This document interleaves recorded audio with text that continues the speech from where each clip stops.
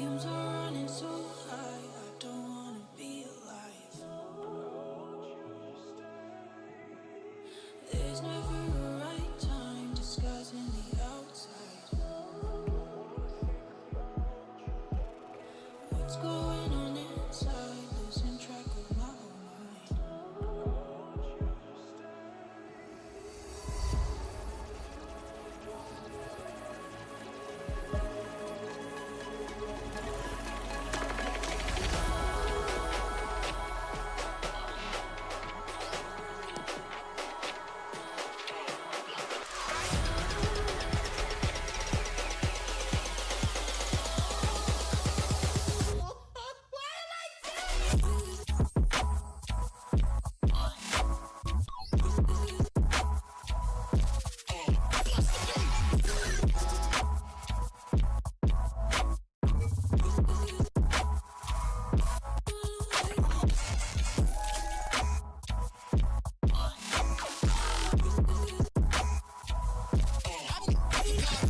Good morning, everybody. Oh.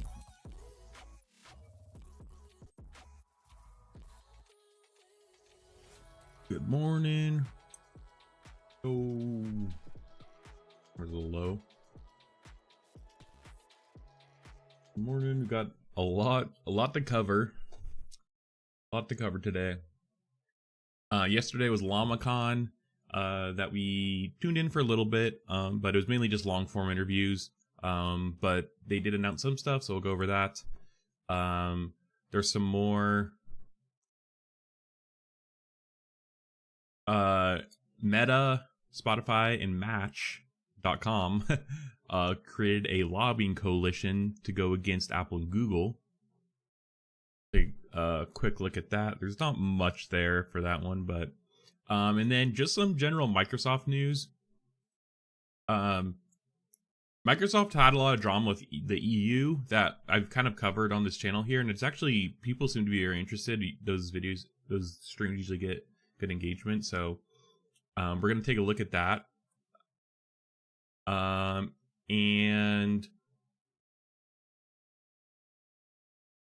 what else? And Satya Nadella, Microsoft CEO, is actually at LLAMACON and gave an interview, him and Zuck. And so we're going to take a look at some of what he said in that. The interview's like an hour long, so we're not going to watch that. And then some gaming news, EA layoffs, and then also Waymo and Toyota created a partnership. We covered Waymo quite a bit on here. And then tech earnings. Got a lot. And I have some videos. Jensen Huang gave some interviews. There's something called the Hill and Valley or something, Hill and Valley Convention going on right now, and it's like VCs, venture capitalists, tech venture capitalists, and government, and it's kind of like a coalition of them. It's like nonpartisan and stuff, so a lot of people are gathering there right now, and so I think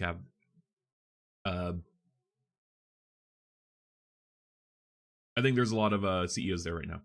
So we're looking at that, and yeah, maybe some other videos if you have time. There's a lot today. Okay, but to start, let's actually look at some creator stuff. TikTok beats Twitch to become the #2 most watched streaming platform on the net. It says creators are making $10 million a day. I've actually avoided TikTok. I pretty much avoid every social media that isn't YouTube or text-based. I guess I use Twitch.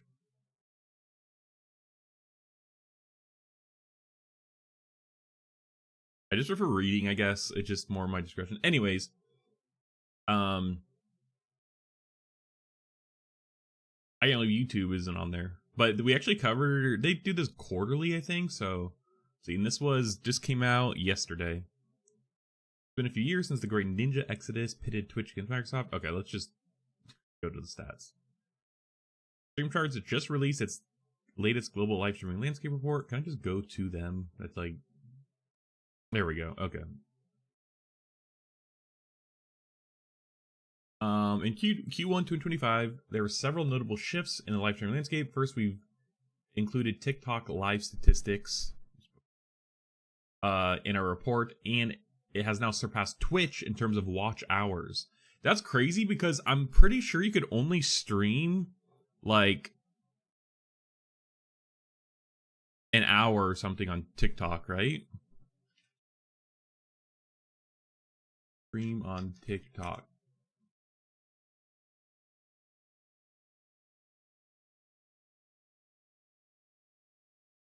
Okay, I guess there is no limit. What do people like on TikTok like stream, I guess? Is it because like even like vertical streams on YouTube, it's all people want you to do is just go to their non-vertical stream. Like I vertical streamed for a bit, but it was not getting, it just kind of like spammed things, I feel like, and it didn't really turn any value. It's like no one's watching a VOD of a vertical stream or anything. Like additionally, we're seeing positive growth for Kick. Yeah, Kick recently announced some sort of new like deal. Oh, I think you can multi-stream with Kick now to on like Kick contracts like aren't exclusive or something. But I don't know. I think Kick is kind of a bit of a cesspool right now. Like it's pretty much for one audience, if I'm being honest. Like one type of audience.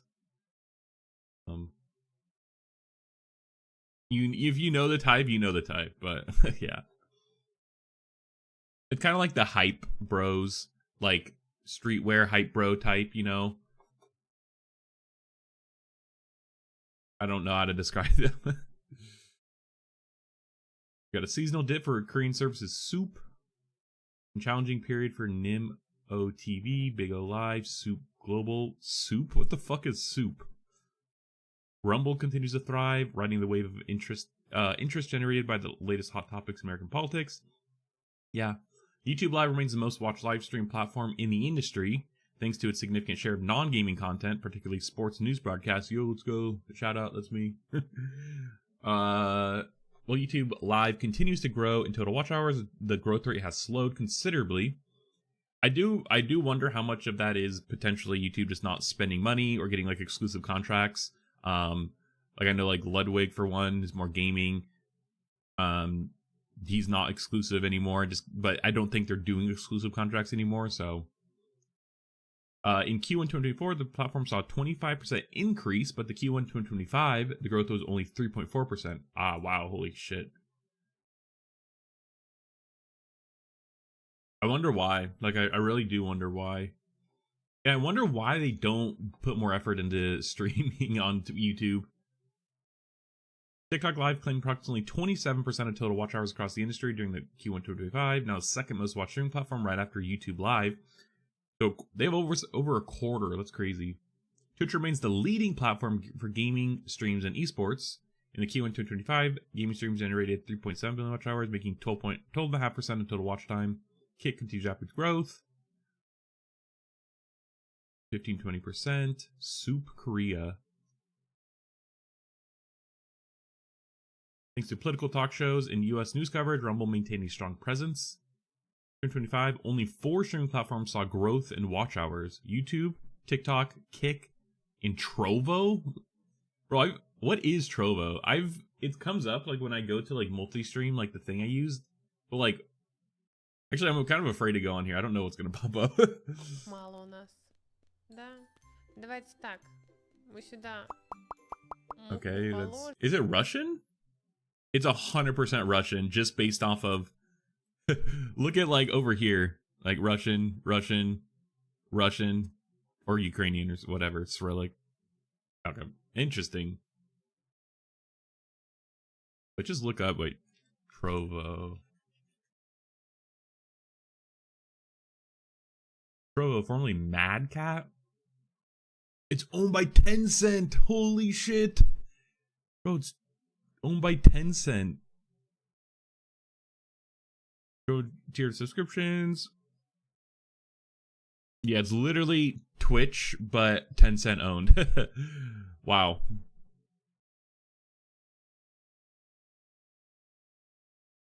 That's crazy. Okay. Never do that. Twitch, this.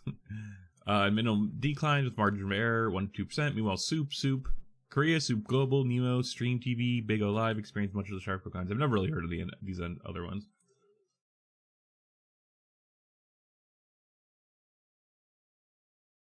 Bro, this is why fucking pie charts suck. Like, what am I supposed to get out of this? This is actually a donut chart, and a donut chart is a better pie chart. Said before, I live in a no pie chart household. Pie charts are banned. We're pro donut chart here, anti pie chart. YouTube still got 50%. Holy shit. That's why they're not doing anything, because they don't need to. Holy shit, it's not even close. They made it seem like TikTok was right below. Bro, TikTok is half as much as YouTube. Holy shit. So this is TikTok, and then this is just gaming. So this is just gaming. So Twitch is still majority gaming.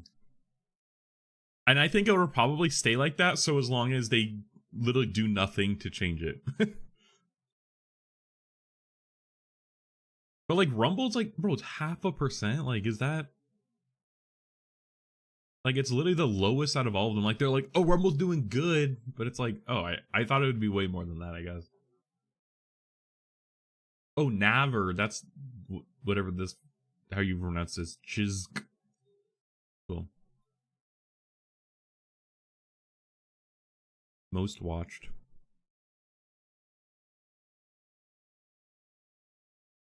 But TikTok's grown real quick. 30%. I imagine that there's just like a cap on TikTok for like live streaming just because it's vertical. I don't know. I feel like that just limits what you could do a lot more. Tik is doing well in the smaller platforms. Most watched channels. None of them are English. Interesting. Most watched categories: gaming, news and politics, entertainment, people and blogs. Should I put my stream in news and politics instead of science and technology? I tested that early on, but maybe I should like try more seriously in putting it into that category. I feel like I cover news, but it's mainly technology, so. And here's gaming. I chose speed. Is he really gaming?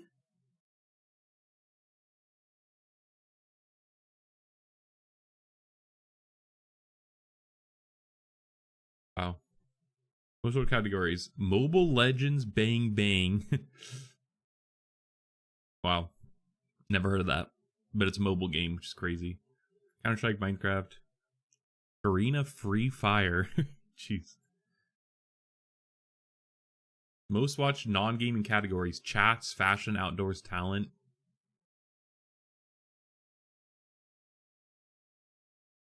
Yeah, actually, maybe like a vertical, it's more just like, yeah, just like hanging out, like maybe you doing something. I guess I'm thinking more so of like streaming from like a computer, but I guess like if it's from a phone, it's more like what you're doing in real life, probably. Arena, Free Fire, PUBG, mobile.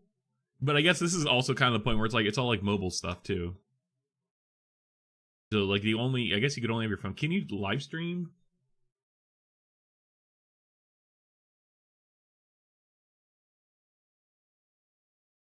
Let's just see.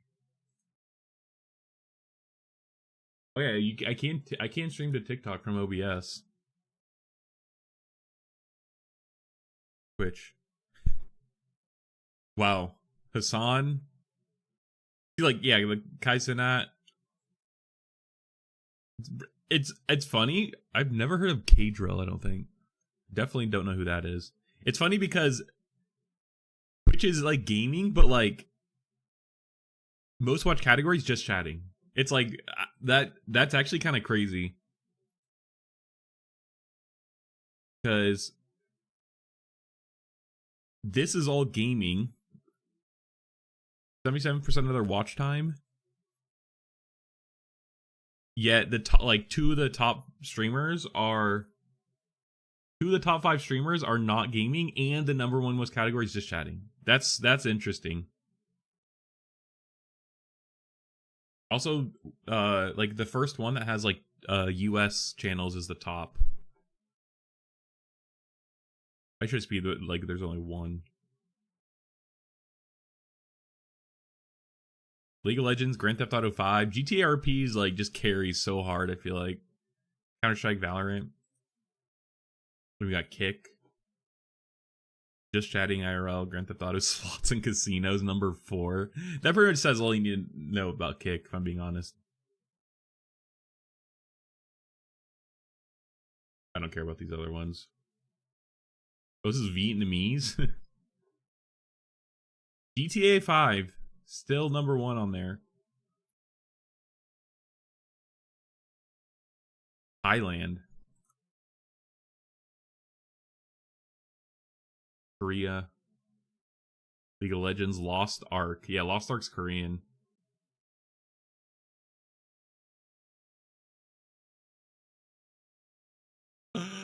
Rumble viewership stats, bro. Number 1, InfoWars.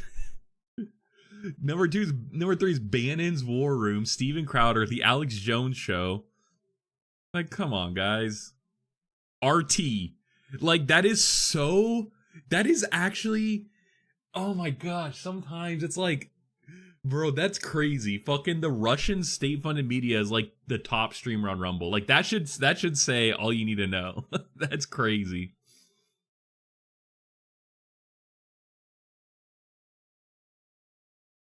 That's insane.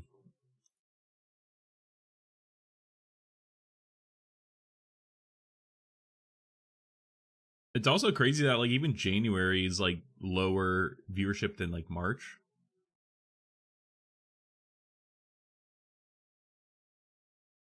Rumble is now the top streaming platforms for American politics and Republican Party supporters.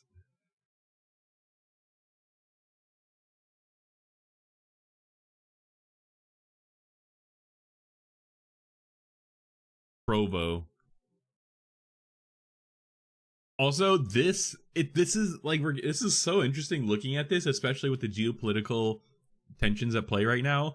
China, this is Trovo, which is Tencent owned. The top streamers are Russian and Ukraine. Like, what the fuck? Lineage 2, that's such an interesting game too. Russian Fishing 4, like, bro, what? This is crazy. Steam? Oh yeah, I forgot you could like stream on Steam. This is like irrelevant though, if I'm being honest. It's mainly just for game developers, I feel like. Yeah, I don't know, big up. Okay, anyways. That's crazy. Very, very interesting. Okay, let's look at Microsoft here. Microsoft has had an interesting relationship with Europe. American big tech in general seems to... Yeah, I guess, you know, with all the political tensions right now, with, you know, mainly stemming from tariffs, if I'm being honest, it seems like. But really, it's more so just about trust. That's what's coming down to. Trump's flip-flopping. The world can't really rely on America now, whether you think that's good or bad. And Europe being, you know, closely, like, our closest ally, like, in terms of a continent, or just another United States, if you will. The EU, European Union.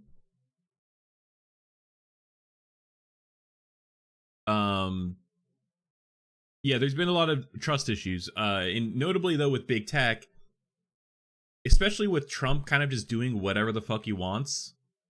Like, literally, not following courts, you know, judges, court's orders, whatever.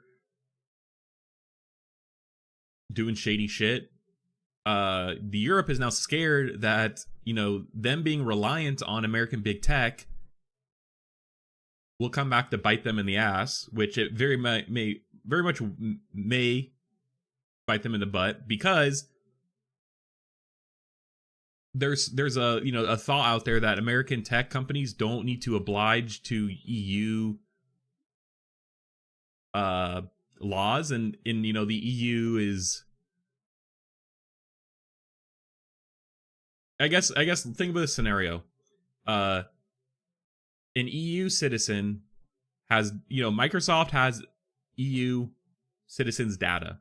The American government, let's just use the American government, wants that citizens' data, but they need to oblige by GDPR, you know, EU laws.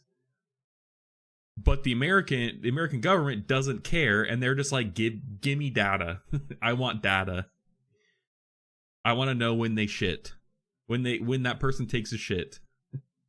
That's the analogy I've been using when someone wants creepy data on them, like advertiser data. Maybe I should make him more friendly, tone it down.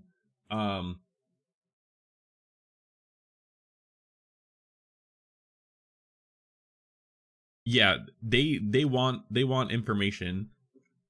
Who's to say that the American tech company can't just be like, okay, and ignore all the EU laws, and then subsequently potentially ignore or just not care about all the fines that come with it, because that's just the cost of doing business to them. They're probably gonna be fined anyways, because they're not gonna follow all the laws in the EU. Let's be real. So they're just like, whatever. That scenario is kind of scary for the EU, because they're reliant on big tech, American big tech specifically. American big tech, they are intertwined with many economies, including the EU, and it's not easy to just say, let's stop using them, because they provide services that they provide services that the bloc needs to do daily business, you know, like throughout the entire economy. And the EU doesn't really have like EU big tech necessarily. They kind of do, but like not really. Like not in the sense, not as big as America, and not in the sense that they could just bail immediately on American big tech. They still have to they have to build out what they need. And the European Union has offered money to get this kickstarted to companies in Europe. And the EU's actually also, we covered the other week about how they are also investing heavily into AI and like supercomputers and data centers, which I think that's also a part of, you know, building up domestic like data center, I would say production, but like just building up domestic data center capacity.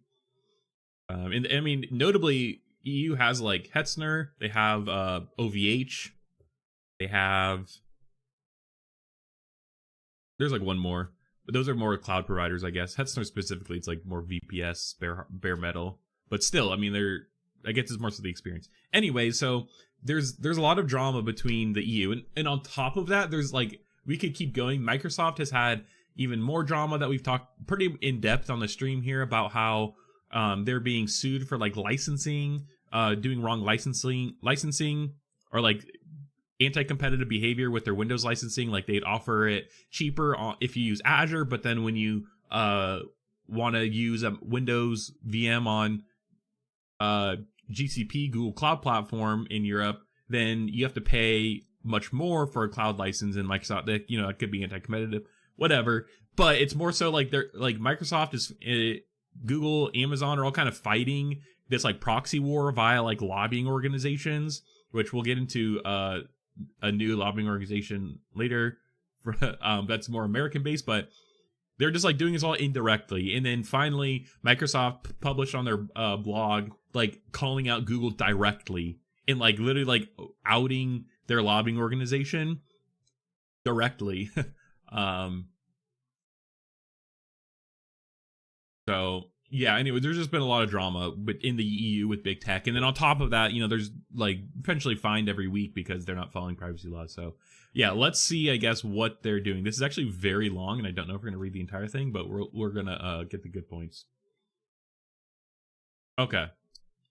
Microsoft announces new European digital commitments. And this was in February of 2024 that they published them saying the same thing essentially. So, okay. And this is by Brad Smith, Vice Chair and President. Let's actually just see who he is. Vice Chair and President just in general or like of a specific department? Includes data center operations in 16 countries and digital resilience commitment. 42 years ago, Microsoft released the very first version of Microsoft Word. I think 42 years ago, that's actually crazy. In a major milestone, the company's journey to enhance people's productivity through innovation. It also marked the young and growing company's first big step in Europe, with Microsoft product localized in multiple European languages, starting with German and French. Since then, our economic reliance on Europe has always run deep. We recognize that business is critically dependent on sustaining the trust of customers, countries, and governments across Europe.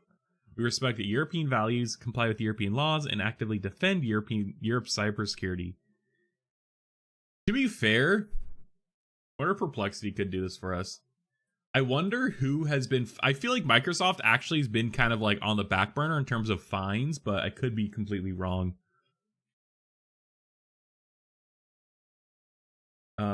Let's just say like over the past 10 years, who had what American big tech company has been fined the most by the European Union? Our support Europe has always been and always will be steadfast. I think though, just thinking about this more maybe like speculatively, I do wonder if if Microsoft is actually worried a bit about losing market share in Europe, with the EU directly stating that they want to get off of American big tech, and so they are trying to make graces and win over at least the businesses, if they clearly have not won over the government, and I doubt that they are, because I think that the EU just hates big tech, or like based off of their actions, they don't really like at least what big tech is doing in Europe.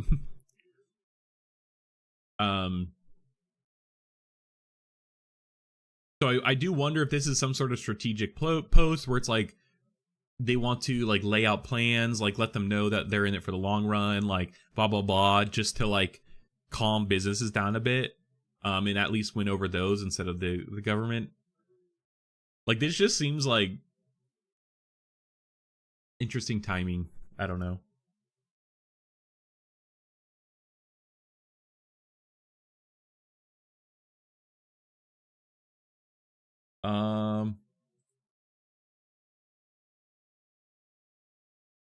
Bro, literally, Microsoft didn't even come up in the results. Like, I guess that should kind of say it, I guess.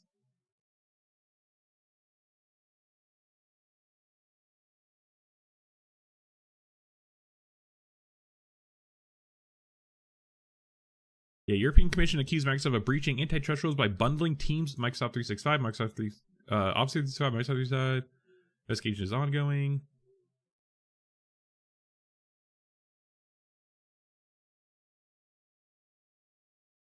Microsoft's fines in the past decade have been significant, but are much lower than Google's, which have been tipped. Yeah, okay. Yeah, I guess they didn't make the top charts. Bro, up to 10% of revenue for this? Like, that's insane. What the fuck? But like, this is like real consequence, you know? Like, if you're charging based on revenue, it's like, bro, you better fucking listen. That's crazy. Okay, we're taking a long time with this. In time of geopolitical volatility, we are committed to providing digital stability. That is why today Microsoft is announcing... Yeah, okay, so this is like... I think this is more so like America is very unpredictable, but Microsoft wants to ensure that they are committed to doing the things that they say. And I think that's, that definitely ties into businesses needing to be able to at least have somewhat of an idea of what the future will look like for them to commit to spending a lot of money on things in the future, or just like for in general. And I think we're seeing that right now in at least America with earnings, where everyone's suspending forecasts or whatever because they're like, I don't fucking know what's going to happen tomorrow or next month or next year. It's because like we're flip-flopping. So I think this is Microsoft being like, we're good. Like, I swear we'll follow through potentially, maybe. That is why today Microsoft is announcing 5 digital commitments to Europe. These start with the expansion of our cloud and AI infrastructure in Europe, aimed at enabling every country to fully use these technologies to strengthen their economic competitiveness. And they include a promise to uphold Europe's digital resilience regardless of geopolitical and trade volatility. Yup, this is exactly why. As a multinational company, we believe transatlantic ties that promote mutual economic growth, and prosperity. We were pleased the Trump administration and the European Union recently agreed to suspend further tariff escalation while they seek to negotiate a reciprocal trade agreement. Yeah, this is exactly what it is about. We hope that successful talks can resolve tariff issues and reduce non-tariff barriers consistent with the recommendations in recent Draghi report. What is this?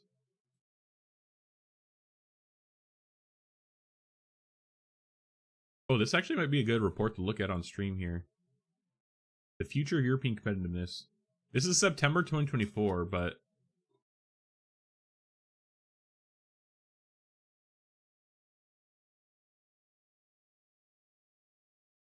okay, cool. This is actually neat. We might look at this someday on stream. Let's add it to market research.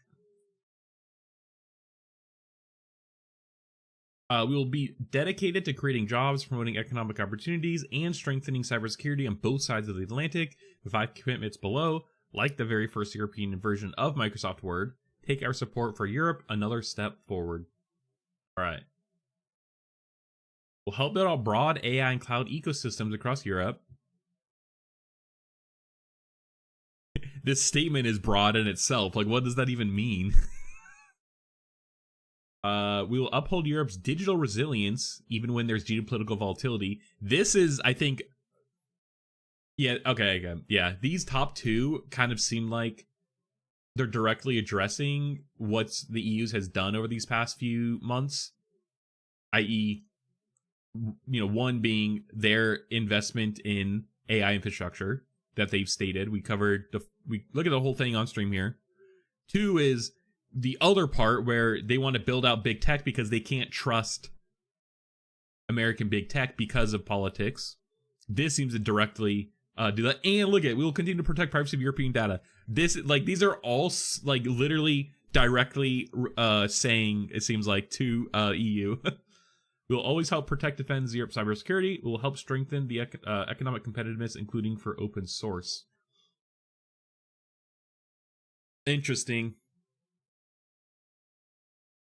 Okay, let's look at one. We'll look at the top 3 or something. But even this number 1, okay, maybe we'll just look at AI. I don't know. We'll help build a broad AI and cloud ecosystem across Europe. We recognize that European nations want and need a world-class and broad AI cloud ecosystem.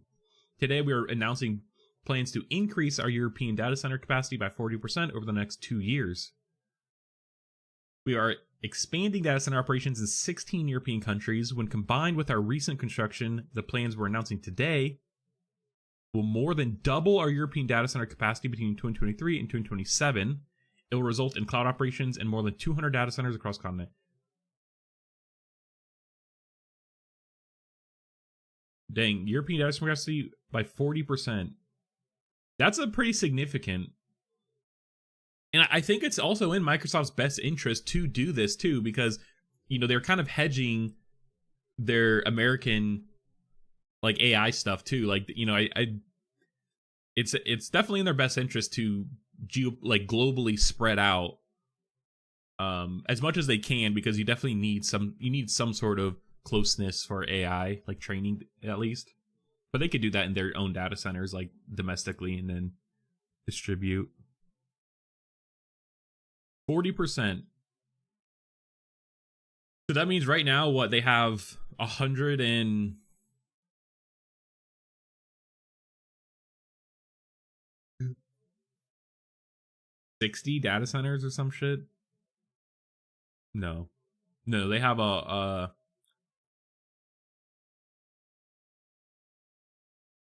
140. This expansion will play an important role in boosting Europe's economic growth and competitiveness. We believe that broad AI diffusion being spreading into things, will be one of the most important drivers of innovation and productivity growth over the next decade. Like electricity and other general purpose technologies in the past, AI and cloud data centers represent the next stage of industrialization.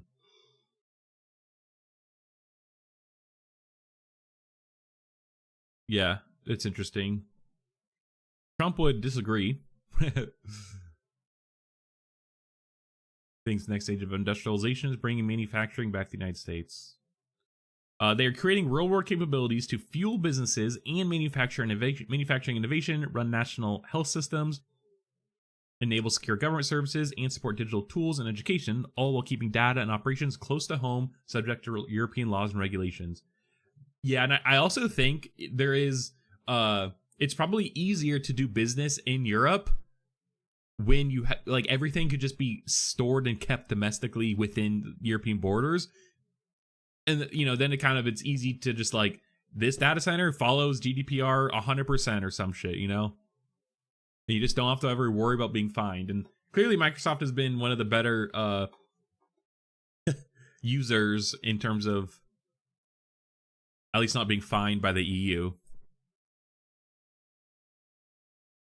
Public cloud data centers. Our public cloud data centers are foundation for the diversified cloud ecosystems we are committed to supporting across Europe. This includes the Microsoft Cloud for Sovereignty, a package of technology and configurations to help governments and other customers run on Azure and our public cloud data centers with greater control over data location, encryption, and administrative processes.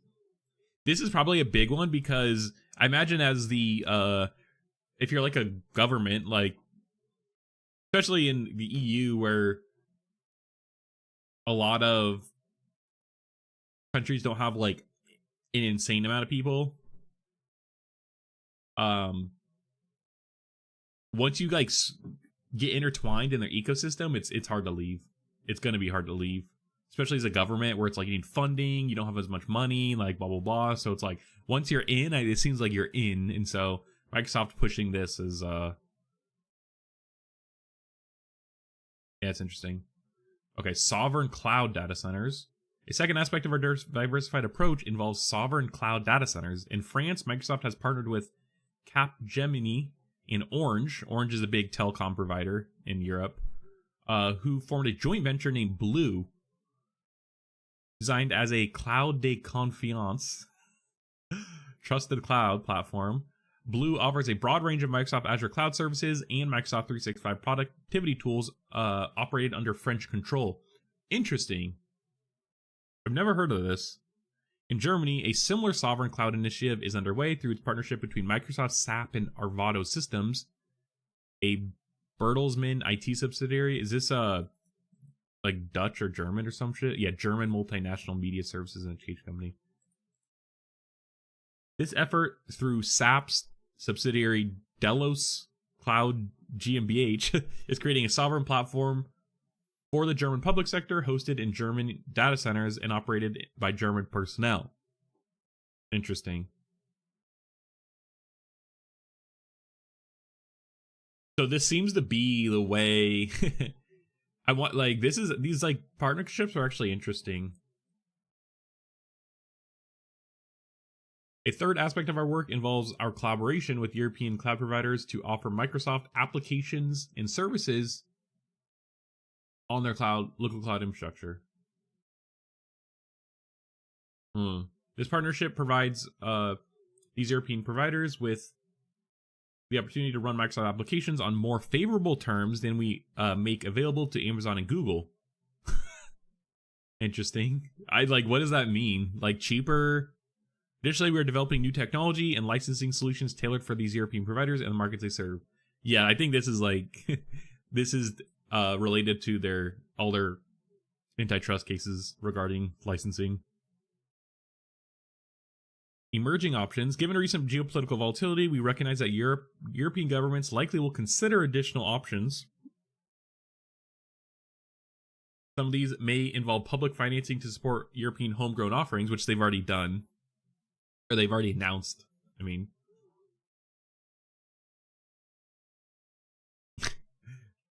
We recognize the importance of a diversified technology ecosystem, and we're committed to collaborating with European participants across the tech ecosystem. This is like a call out in a way. Respect European laws. Microsoft is investing tens of billions of dollars annually in expanding its data centers across Europe. These investments aren't on wheels. They are permanent structures and subject to local laws, regulations, and governments. Like every citizen and company, we don't always agree with every policy of every government. But even when we lost cases in European courts, Microsoft has long respected and complied with European laws. Fair. Like this is like the nicest way you could say what what they're saying, if I'm being honest. We understand that European laws apply to our business practices in Europe, just as local laws apply to local practices in the United States. And similar laws apply elsewhere around the world. This includes European competition law and the Digital Markets Act. Yeah, this is the big one, I feel like. Among others, we are committed not only to building digital infrastructure for Europe, but to respecting the role that laws across Europe play in regulating our products and services.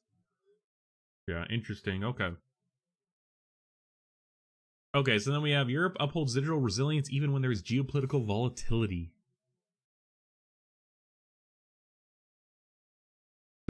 By building European cloud for Europe, Microsoft is committed to helping Europe navigate uncertain geopolitical and trade environments and better manage risk by strengthening the continent's digital resilience. We will always strive to be a voice of reason that promotes mutual opportunities and stable ties across the Atlantic. We in fact believe that even amidst current trade and tariff disputes, that there is strong consensus in Washington supporting the sustained flow of digital services from the United States to Europe. They could, speaking on behalf of the government is, I don't know.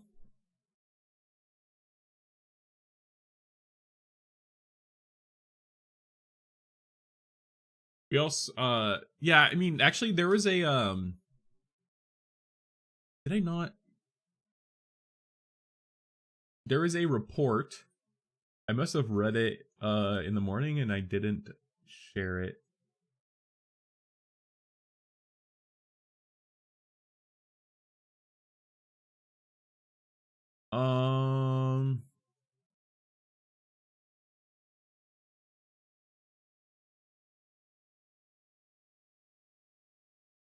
I can see it.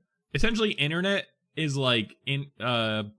such a large portion now. Internet services and everything under it is such a large portion of the United States GDP.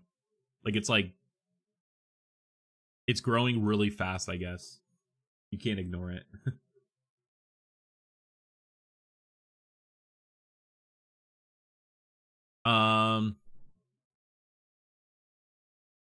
Microsoft committed to helping Europe navigate the uncertain geopolitical. Oh yeah, we already said that. Okay, we're gonna skim this, and then I actually do have an article that summarizes this. Yeah, we will continue to protect the privacy of European data. Microsoft has long been at the forefront of designing and implementing technology solutions to protect customer data. I need to see what that is. Tell me. We enable customer to control where their data is stored and processed, how it's encrypted and secured, and when Microsoft can access it. We offer customers robust capabilities across the entire cloud stack, from infrastructure platform to software as a service, from Azure to Microsoft 365. We back our technical solutions and strong contractual commitments, as noted above, a demonstrated history of going to court on behalf of our customers. And this is it right here. This is what they need to say. This is literally directly directly referencing things that the EU has said that they're afraid of. Like this is them like directly referencing it.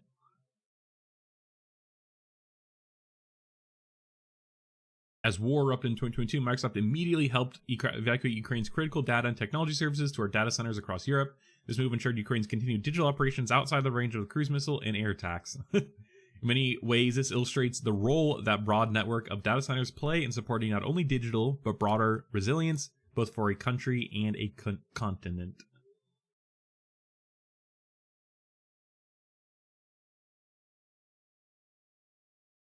Yeah, that's crazy.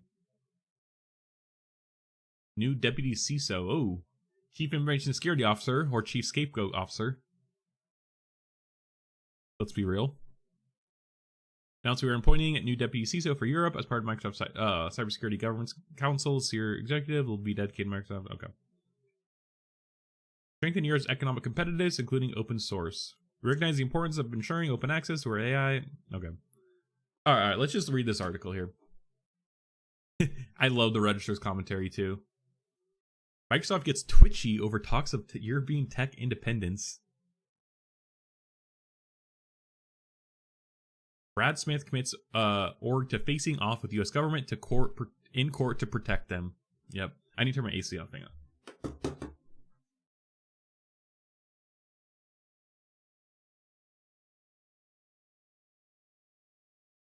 Peter Coles.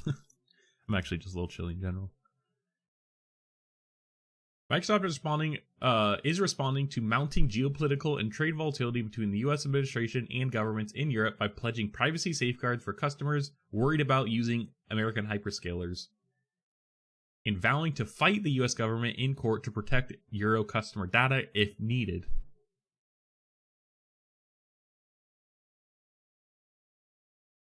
Yeah, this goes back to what I was saying, where it's like they're afraid that the American government would want European citizens like personal data, and Microsoft would just give it to them. And Europe was scared that would happen, especially just with the, again, geopolitical tensions, which this seems to primarily be referencing. That's a legit concern. So yeah, I guess it's just so interesting that Europe or Microsoft's coming out directly stating that we're like, we've got your back. Under Trump 2.0, some Europeans fear that storing their data in the bit barns of Microsoft, Google, and AWS is no longer safe, a concern voiced to the Register in late February by Bert Hubert. A concern voiced to the Register, a part-time technical advisor to the Dutch Electoral Council. Dutch parliamentarians have since passed 8 motions that urge the government to abandon US-made technology for local alternatives. European techies and lobbyists are pressing the European Commission President Ursula von der Leyen and Executive Vice President for Tech Sovereignty Henna Virkkunen to create a sovereign infrastructure. Like Harkonnen. Yeah, and we covered this. We've covered this like entire saga. So, Microsoft President Brad Smith acknowledges this and the importance of the region for his employer in the blog post today, saying our economic reliance on Europe has always run deep. We recognize that our business is critically dependent on sustaining the trust of customers, countries, and governments across Europe, respect European values, comply with European laws, and actively defend Europe's cybersecurity. Our support for Europe has always been and always will be steadfast. Yeah, we read in time of geopolitical volatility, we're committed to providing digital stability. We kind of read this. Microsoft was pleased, he says, that Trump administration and the European Union bloc agreed to suspend further tariff escalation as officials negotiate a reciprocal trade agreement to resolve tariff issues and reduce non-tariff barriers. The direction of travel by the U.S. government has created nervousness among some European customers. Trump appears to treat his allies like historic enemies, and relationships are unraveling. Microsoft generates around a quarter of its revenue in Europe. Ah, okay, that's very significant. That's actually way more than I would have thought. I mean, it's likely their most popular region outside the like North America or like United States, right? Microsoft has earnings today, actually. So or tomorrow. So we'll see. With this in mind, Microsoft has a 5-point plan to ameliorate growing alarm, starting with confirmations today to increase our European data center capacity by 40% over the next 2 years.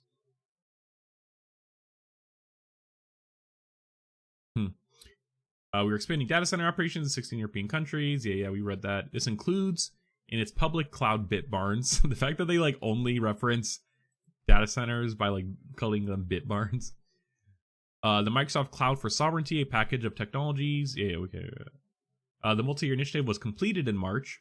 Techies in Europe who obviously have a vested interest in unsettling Microsoft's stronghold on the market as AWS, Microsoft, and Google have upwards of 70% share of the public cloud sector in the region, previously highlighted the potential dangers of US legislation.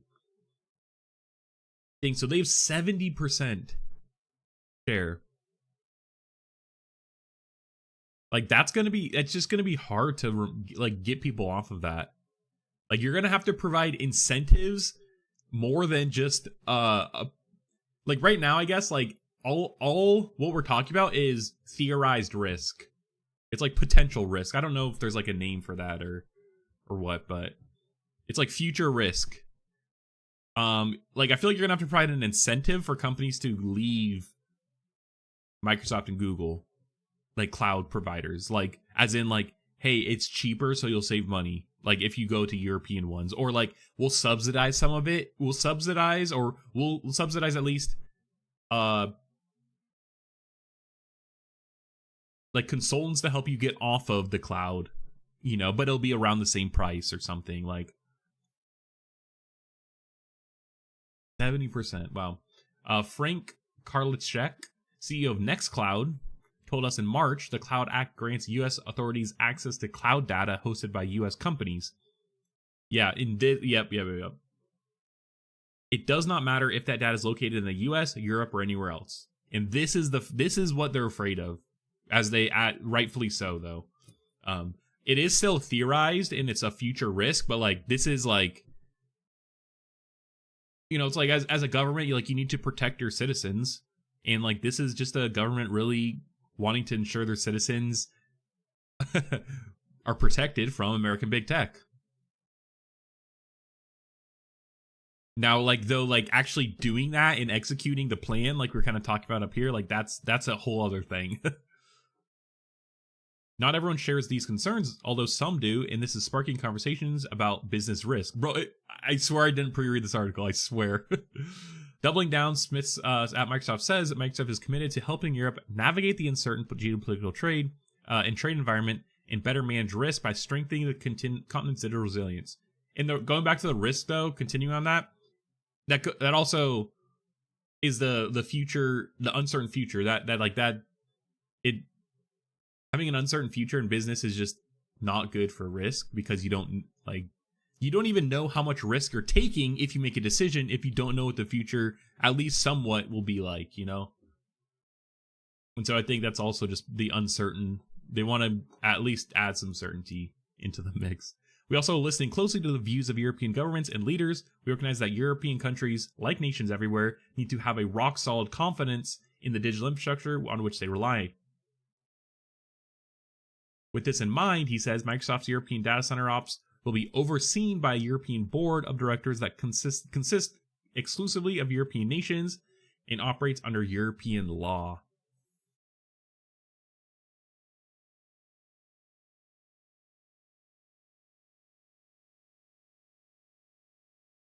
Okay, and then it says, in the unlikely event we are ever ordered by a government anywhere in the world to suspend or cease cloud operations in Europe, we are committing that Microsoft will promptly and vigorously contest such measures using all legal avenues available, including by pursuing litigations in court. By including a new European digital resilience commitment in all of our contracts with European national governments and the European Commission, we will make this commitment legally binding on Microsoft Corporation and all its subsidiaries. By including a new European digital resilience commitment in all of our contracts with European national governments, dude, that's crazy. So now they're contractually binded. Nothing like a contract to really, you know, make a life or death, essentially. By including a new European digital resilience commitment in all of our contracts, the European national governments, the European Commission will make this commitment legally binding on Microsoft Corporation and all its subsidiaries. That's crazy. This says Microsoft is no stranger to pursuing litigation to protect the rights of our customers and other stakeholders.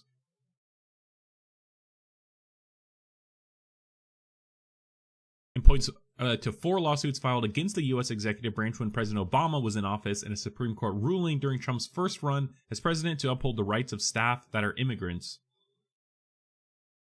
Interesting. I wonder what Trump thinks of this. Like, I wonder what the Trump administration does think of this, because yeah, it's crazy. I guess, yeah, it's just crazy. Shit's crazy right now. I was just thinking about like something with like them for how much they shit on Bezos with the tariff thing. Like, you'd think that they would fucking like rip Microsoft a new one for doing something like this. When necessary, we're prepared to go to court, he says. We're confident of our legal rights to ensure continuous operations of our data centers in Europe, and we're prepared to back this confidence with our contractual commitments to European governments. To reinforce his claim, Smith says Microsoft will also designate and rely upon European partners with contingency arrangements for operational continuity in the unlikely event Microsoft were to be ever required by a court to suspend services. I think, I'll finish reading, then we'll come in. We are already enabling our partners in France and Germany to do this for the Blue and Delos data centers, and we pursue arrangements for public cloud data centers in Europe. Yeah, and I think that they're saying this because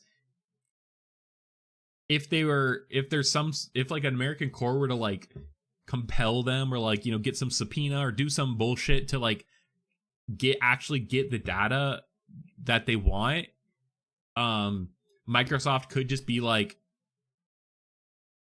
we're just gonna like cut off services, suspend services instead. Like, it's either like we could give your data over or we could just like suspend the service or something. And I think this has happened previously where it's like, if they want, like, let's say like the government wants like a server, but it's all encrypted. Like, you could just like be like, no, and then they're just gonna come and seize the server, but because it's all encrypted, that's essentially just like, there's really not much they could do.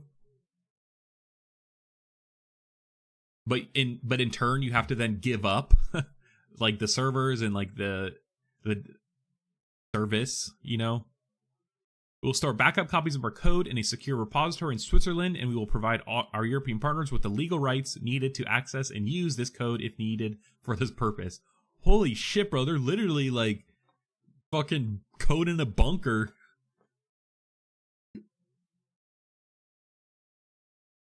It's also talked about efforts to protect privacy of European data as Microsoft.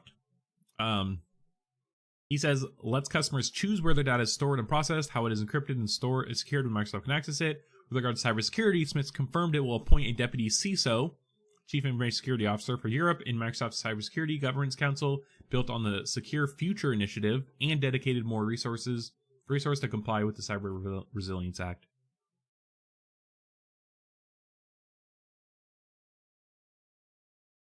Security is the foundation of trust. To sustain that trust, we will engage an independent auditor to verify and validate our commitments to Europe. The final part of Microsoft's 5-point plan may make some readers spill their coffee, assuming they are reading this with their morning brew in the US East Coast or at lunchtime in Europe. That's like so specific. Microsoft's going to strengthen Europe's economic competitiveness, including for open source. Yeah, it's because it's like, bro, this is like big tech and open source. Big tech and competitiveness just don't go together. Smith didn't launch much new here, saying Microsoft will introduce new enhancements to AI access principles. The principles have, he claims, ensured that Azure AI platform is open to a variety of business models, both open source and proprietary. Microsoft hosts 1,800 AI models, and he recounts how Microsoft last year eliminated egress fees, albeit under pressure from the UK watchdog, the Competition's Markets Authority.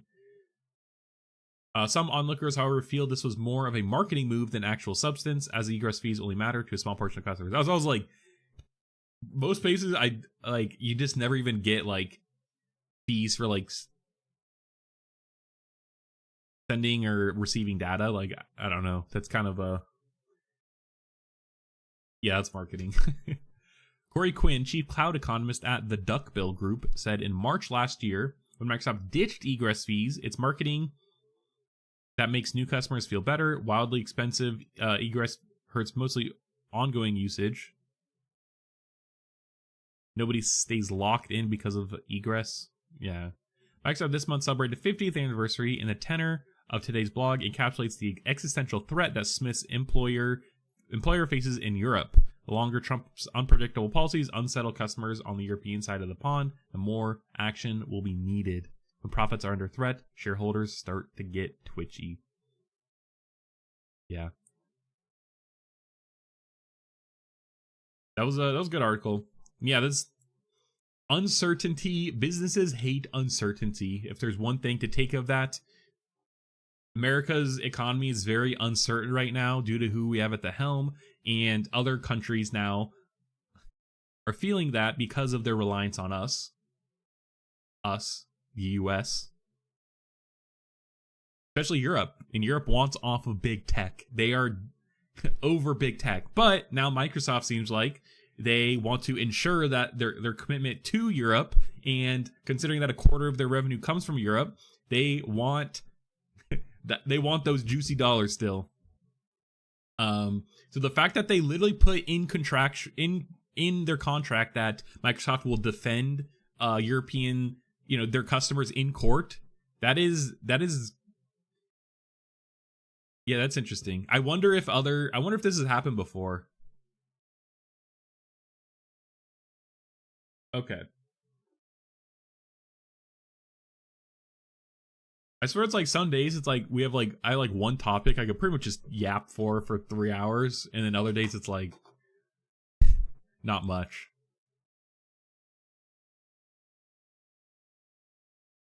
Okay, let's move on. I actually do. Oh yeah, we have this, but like we've kind of like already talked about that. Yeah, I didn't realize I had this article. Yeah, but we already got this. This is Brad Smith. Okay, let's look at since we're just on Microsoft here, let's just look at this here, and then we will look at LLAMACON. LLAMACON, and then we'll do some earnings and market stuff. Satya Nadella says as much as 30% of Microsoft code is written by AI. And I think bro, I've been like this is like such a tight tangent, but I'm pretty sure Google has done this, but I was just thinking, I was like, I can't remember exactly the percentage, but like that's literally like such a like the best use for AI now is just like it could just find specific things. That's like, hey, I want to know how much how much code, how much of Google's or I say Google said a lot of their code is AI generated. Can you find where they said how much code was? Boom. Microsoft CEO Satya Nadella said on Tuesday, this is at LLAMACON, I'm pretty sure, that as much as 30% of the company's code is now written by artificial intelligence. Google said more than a quarter, so it's probably about the same amount as Microsoft from being, and this was in October 2024, it's probably gone up since. Oh, here we go. April 2025, although I don't really trust the source.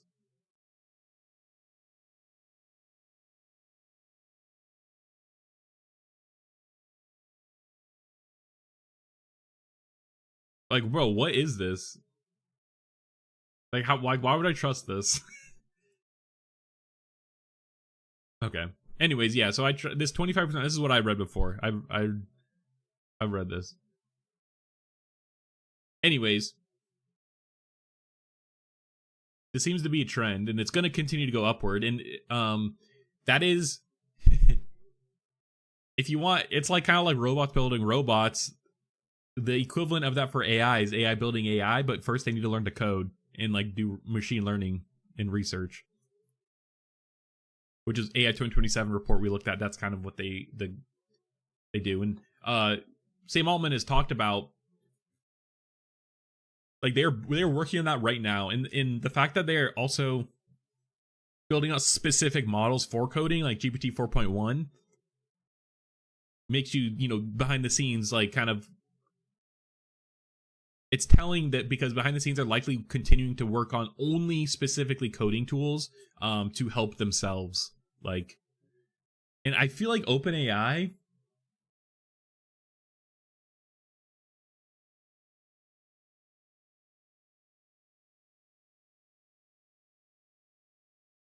I still need to add whoops.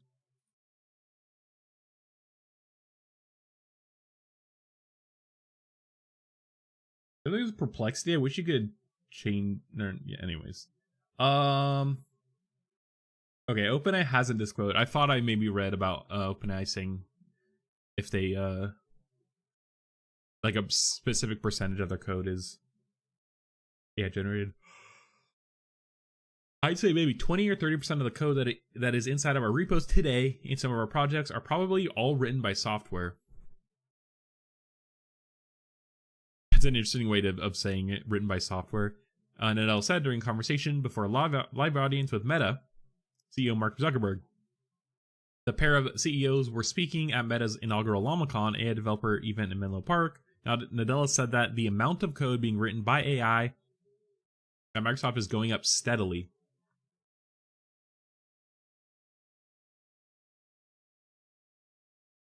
Nadella asked Zuckerberg how much of Meta's code was coming from AI. Zuckerberg said he didn't know. They're like trading trade secrets. Nadella's like, I shared, like, you gotta share too. Nadella asked Zuckerberg how much of Meta's code is coming from AI. Zuckerberg said he didn't know the exact figure off the top of my head, but he said Meta's building an AI model that can in turn build future versions of the company's Llama family of AI models. Yeah, AI building AI. Our bet is sort of that the next year, probably maybe half the development is going to be done by AI as opposed to people, and then that will just kind of increase from there. Wow.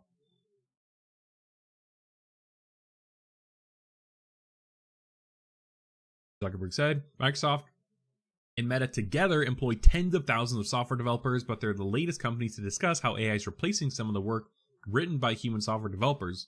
Since OpenAI's launch of ChatGPT in the late 2022, people have turned to AI for a number of tasks, including customer service work, generating sales pitches, and software development itself. Yeah. yeah, okay. I was like, this seems like...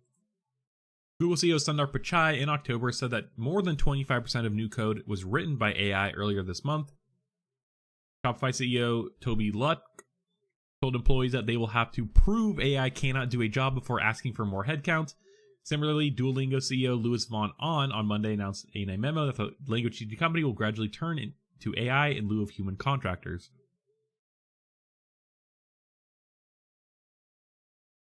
Yeah, this is like oh, look, they actually, I didn't realize they specifically said the Google code.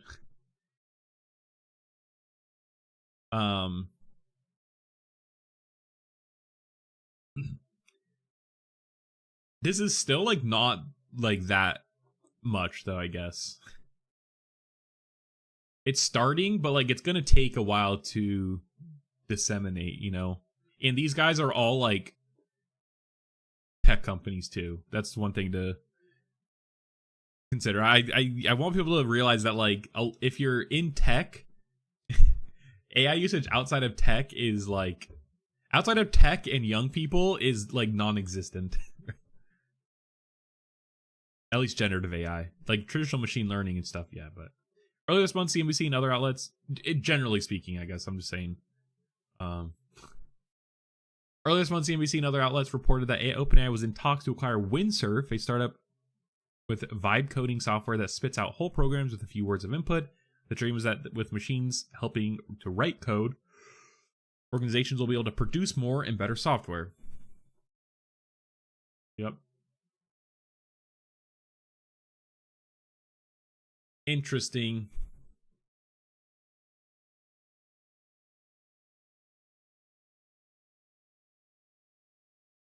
I was gonna look at XDA, just a different news source to mix it up. But like they're like claims, believes, they're very afraid of like committing.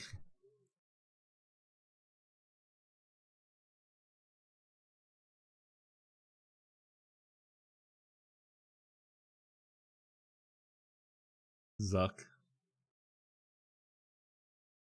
They'll give the figure after Zuckerberg asked roughly how much of the Microsoft code is AI generated. Microsoft CEO said the company was seeing mixed results with AI generated code across different languages, with more progress in Python and less than C++. I mean, yeah, it makes sense. Python is way easier. C++ you have fucking like memory management pointers and shit. Like, bro, like I guess like humans can hardly do that, but that's the whole point of AI. But like AI doing like managing pointers and shit, like, bro, that's no. Microsoft CTO Kevin Scott previously said he expects 95% of all code to be AI generated by 2030. That's crazy. When Nadell threw the question back at Zuckerberg, the Meta CEO said he didn't know how much of Meta's code is being generated by AI. Like, I'll give it to him, like, Zuck for, like, saying I don't know. But, like, I wonder if he actually doesn't know. I just don't. I feel like he knows. Like, that'd be something he would know. I don't know. On Microsoft rivals Google earning call last week, Sundar Pichai said AI was generating more than 30% of the company's code. Bro, they linked to this fucking shitty source too. This is it? I need to see the transcript. Of course, it's unclear how exactly Microsoft and Google are measuring what's AI generated versus not, so these figures are taken with a grain of salt. I'm actually shitting on these guys, but like I actually just don't know who they are.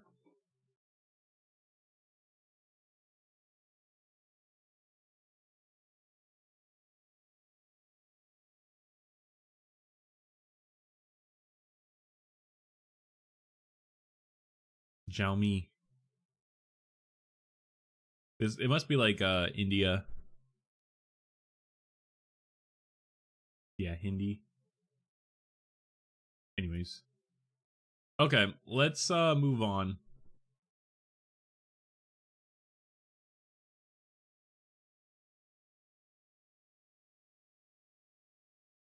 This is just a quickie.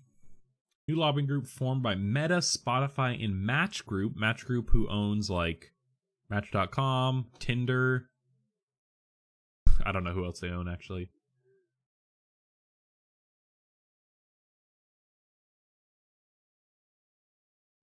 Tinder, Match.com, Meetic, OkCupid, Hinge, Plenty of Fish. They essentially have a monopoly on dating apps. And it's crazy that fucking dating apps bring in like $3.5 billion of revenue. Their logo's so interesting too.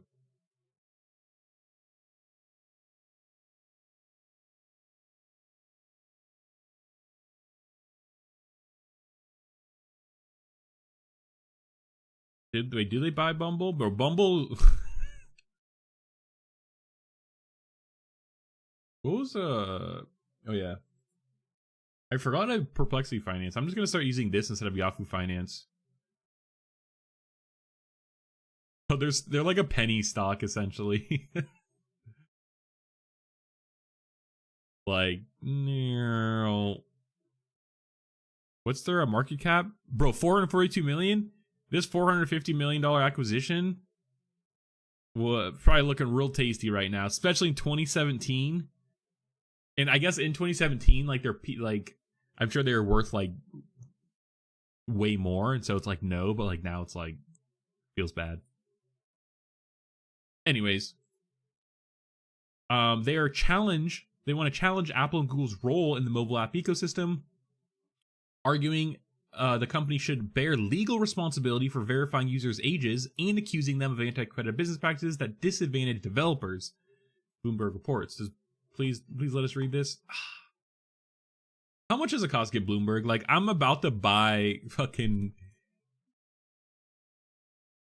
Oh my god, there's so many ads now. Oh my god, bro, what is happening? Jesus.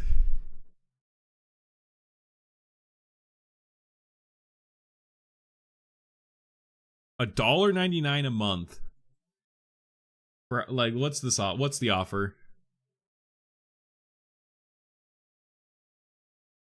You've charged $1.99 for the first month, and then it's $35 after, bro. Fuck.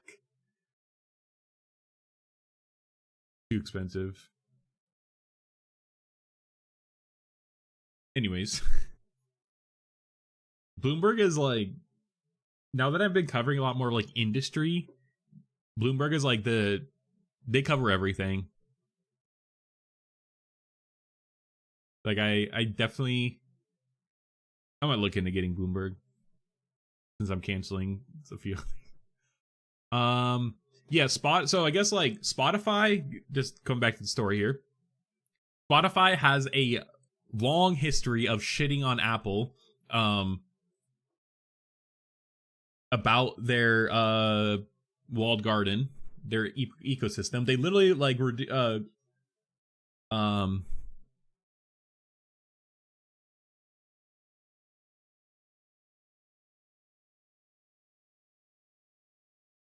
I'm trying to find the video. Spotify essentially releases like propaganda video, like shitting on Spotify or shitting on Apple, being like they have a closed ecosystem, it's not cool what they do. Yes, time to play fair. This is 5 years ago. This came out October 7th, 2019. Fighting for a fair and open internet. Yeah. And look, it's literally against Apple. So Spotify's had like past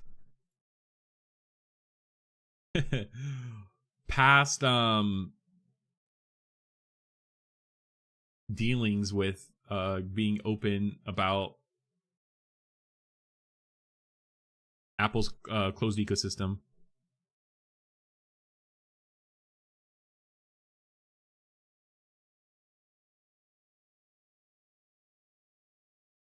When was this? Is it like, has this been updated anytime soon? This is May. This is a year ago.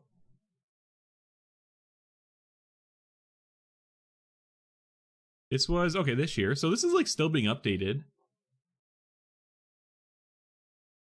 I was like, wait, what the fuck? Why is the All In podcast? I was like, bro, this is like like what the like this is crazy. What is happening though? Like, why are these here? Oh, this is like a Spotify website. I thought this was like a coalition. Okay, let's watch this video.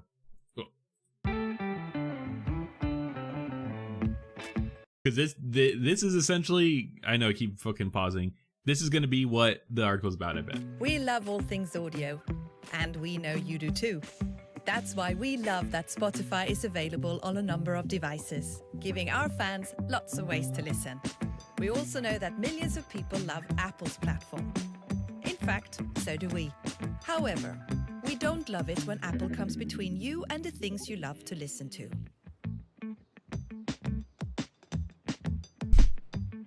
$30% Apple tax. If you were to upgrade to premium in our app through the App Store, we'd have to give Apple a whopping 30% of your subscription fee. And this is also the same argument that Tim Sweeney's Fortnite, and who's actually fighting with his wallet and suing Apple. Although he kind of technically, like, when he did sue them, like, at least Apple, it wasn't a full win, but yeah. Apple knows we This can't is the same argument. afford to pay that tax and keep our prices low for our fans. So we decided not to use their payment system. But Apple won't let you pay by any other way.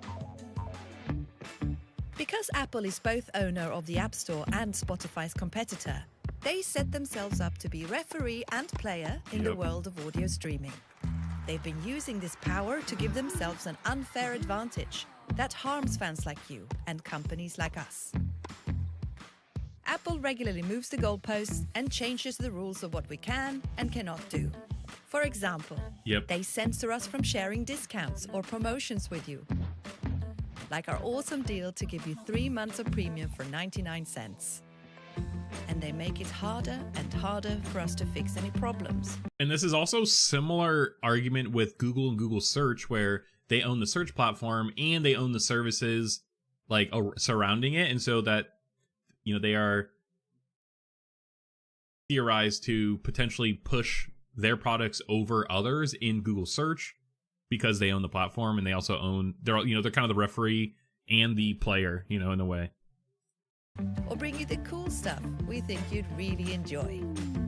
After years of CarPlay, unavailability, Apple has finally let us connect with Siri to play your jams, but not as your default music player.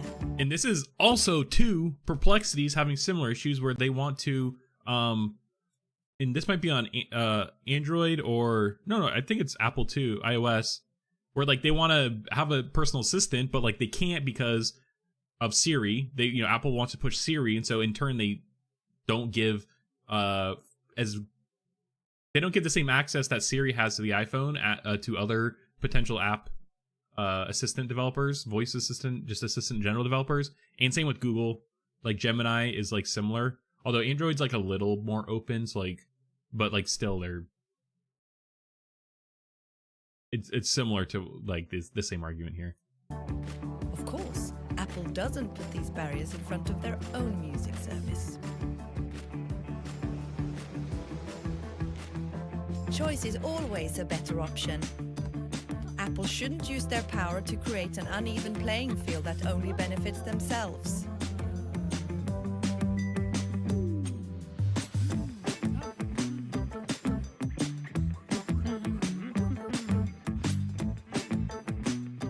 It's time for Apple to play fair. Yeah. All right. That's pretty much what's going on. And it seems like now Meta, Microsoft, and Match have come together to fight this. The Coalition for Competitive Mobile Experience is a coordinated effort by these major companies to influence federal and state legislation amid mounting pressures to implement digital safeguards for minors. The coalition intends to lobby lawmakers, engage with federal regulators, and support ongoing antitrust enforcement actions against Apple and Google.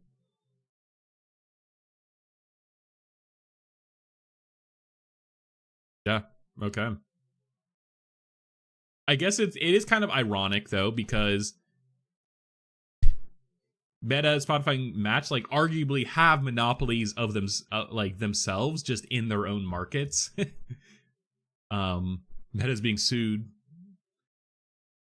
Meta's being sued by the government over their like a monopoly on personal social media sites, although I think the government's argument's a little washy. That way, it's a little politically driven. Spotify Spotify's like largest music streaming service, but they also like have, you know, they're not the best when it comes to sharing revenue with creators, artists, producers, whatever. In Match Group, it like they own every dating service. I don't know about Match Group though, if I'm being honest. So I mean, it's a little ironic. The group's immediate concern is a growing legislation to push to require age verification for users downloading mobile apps that may be unsuitable for minors. A law enacted in Utah in March requires app stores to verify a user's age and obtain parental consent before allowing minors to download certain applications. Additional proposals are reportedly being drafted at the federal level. Yeah, this is like this in itself issue is like, it's hard because it goes both ways. Yes, kids shouldn't have like unfettered access to some things online because they're a kid. They don't know, like, they're still learning right from wrong. They don't know moderation and limits. And like using a phone a lot, especially on like shitty AI slop content. Let's be real. Sorry, Meta.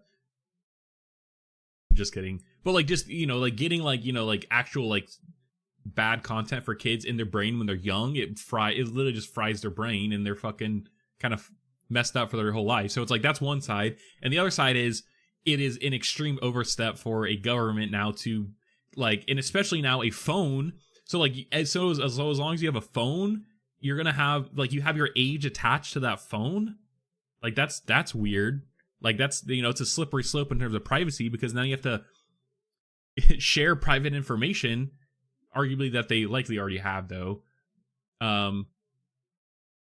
it's always used in a way to, it's never used in the right way, I guess. You know, it's like, it's always used to, there's always ulterior motives, and like, it's never used exactly for what it's intended to, and there's like some other reasoning behind it. Like, for example, a lot of what Trump passes with immigration stuff, it might seem good, but it's just like, he just fucking hates immigrants. And so it's like, that's the ulterior motive, even regardless of it might be good or not, you know? It's like, okay, but like, the reason behind it now is kind of fucked, so it kind of nullifies what it is for, or, you know, what the original point might be, just because of your actual motivations behind it, I guess. Maybe not. But I guess I see that here with it's good. It's the slippery slope argument. And the slippery slope argument is very real now, because it keeps happening. Especially with Apple. Apple's like on both sides. It's like, they're a part of the argument because they do the things, but then sometimes they're for it because they actually defend, you know? So it's like, make up your mind, Jesus. The coalition's members argue that Apple and Google, as gatekeepers of the iOS App Store and Google Play Store, respectively, are best positioned to implement uniform age verification protocols across devices and markets. By contrast, Apple and Google have maintained that responsibility should lie with the individual app developers. Apple and Google as gatekeepers of the iOS and App Store. I think out of principle, I agree with Meta and Spotify just being like, you guys want, it's like, what are we paying you for? What is this 30% for, if not to deal with bullshit like this? And so they're like, you want to be the gatekeepers? Here you go. Be the gatekeepers. Literally be the gatekeepers, you know? Who could use and do what? Like, Apple can now control, you know, like, they could control the doors now. I kind of agree with them, if I don't know. I need to hear some more arguments, but maybe some data. Look at some data, but by contrast, Apple and Google have maintained that responsibility should lie within the app developers who are directly collecting and processing user data within their apps. And now that makes sense, but again, it's the principle of it, I feel like. This is so interesting. I guess let's think about it differently. Let's think about it. Let's compare it to let's think about it with other platforms. I guess I'm thinking of like YouTube and how it's age restricted, but that goes back to Google. Like, Google has it. What's like a comparable platform? Like bars? Like, you know, like individual bars, like they check their ID. It's like, you know, it's not like the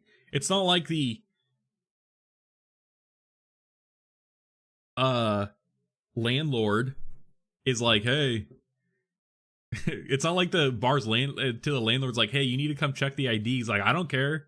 No, that's different because it's like law specific. I can't think of a comparison here. In recent years, Apple has introduced features aimed at limiting children's exposure to harmful content, including communication safety tools and default app restrictions for child accounts. But the company has been reluctant to assume primary responsibility for verifying user identities at the download stage. I don't know. Beyond aid verification, the coalition aims to highlight broader concerns over Apple's app distribution practices. These include companies' 15 to 30% commission on digital transactions, mandatory use of its in-app purchase system, and restrictions on alternative app marketplaces or payment methods.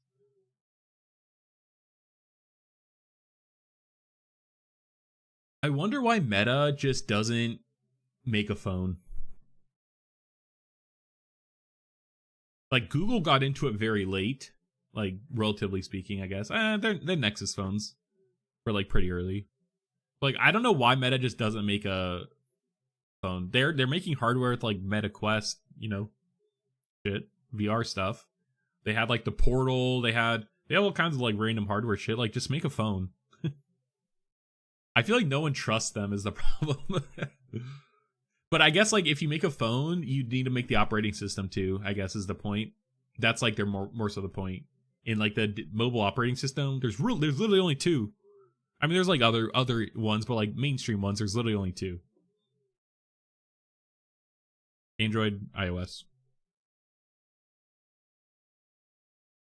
Okay, we're definitely going to be following this because this is right up the stream's alley. Corporate drama, especially big tech.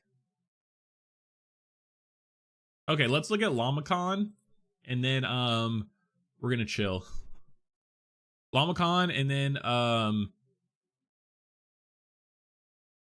we'll look at Waymo. I want to look at Waymo.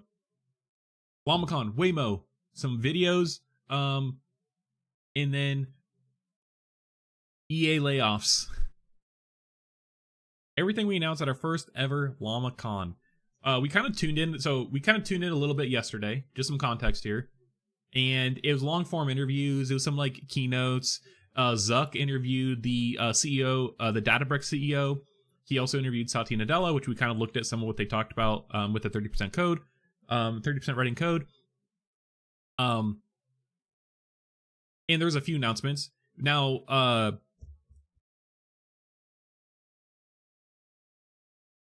I can't remember what I was going to say.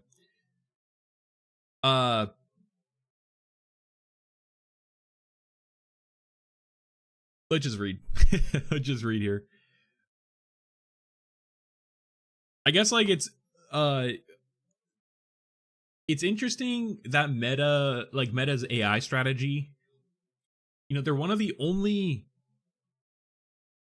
like, big tech companies that's creating, like, more open models that is like on the frontier, I guess.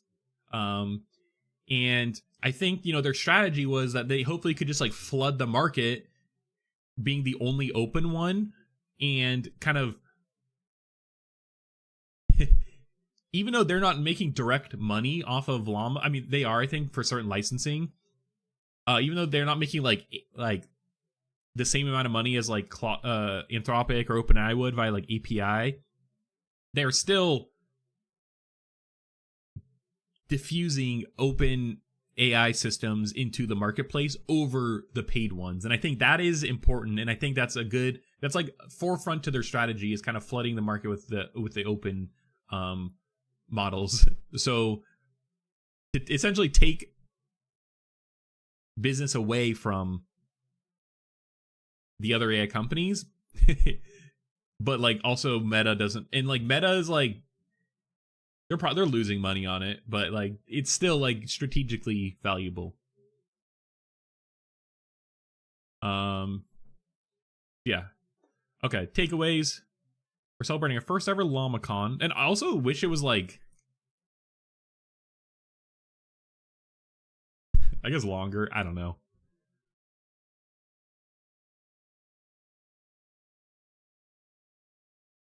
Citing new tools that will make it even easier to build Llama. Okay. The Llama API, and this is the big announcement. Launched as a limited preview, combines the best features of closed models with open source flexibility, offering easy one-click API key creation, interactive playgrounds to explore different Llama models. The only money that Meta's made, like via Llama, is, besides them using it themselves, is licensing. And even that's like, I doubt it's even like significant.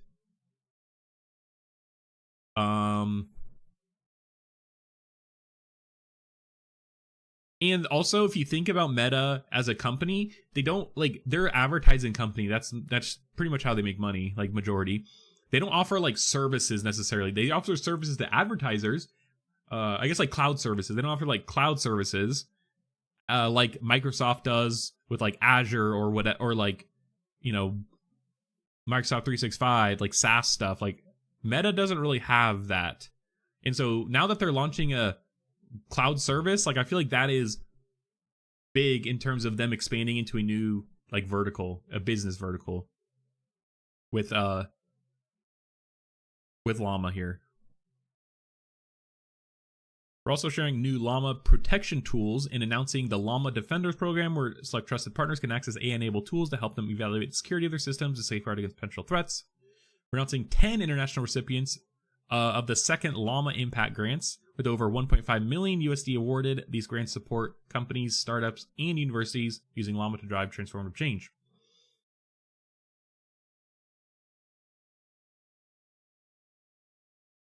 Cool. Okay.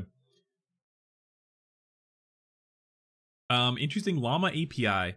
In preview, the best features of closed model API with the flexibility of open source. In TypeScript, or you can.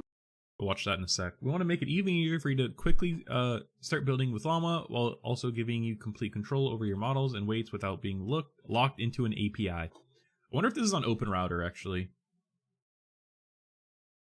I don't think we're gonna look at this, but we might. Nope.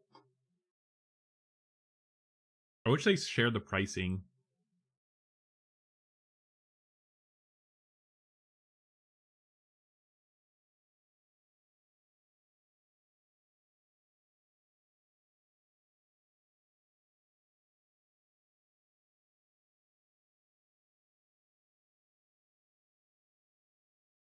Because this is Llama Guard. Really it though. Okay.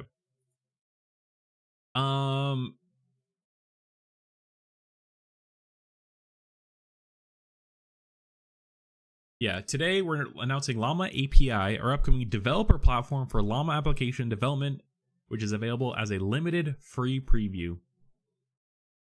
Llama API provides easy one-click API creation and interactive playgrounds to explore different Llama models, including Llama 4 Scout and Llama 4 Maverick models we announced earlier this month. When you're ready to build your application, we provide a lightweight SDK in both Python and TypeScript.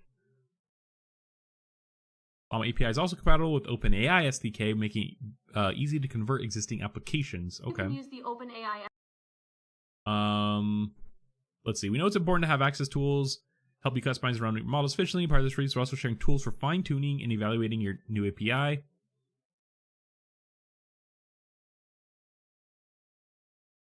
Fine-tuning, evaluating your our new API. Okay. Where you can tune your own custom versions of our new Llama 3.3 8 billion model. Bro, we want Llama 4. Like you're making features for old Llama? Like, come on, we want new Llama. We want the shiny Llama. We're sharing this capability to help you reduce costs while also working towards increased speed and capacity. You generate data, train on it, and then use your evaluation suite to easily test the quality of our new model. This is also likely just for testing and that, like, yeah, it's fine. And maybe this is new, actually. It says new 3.3.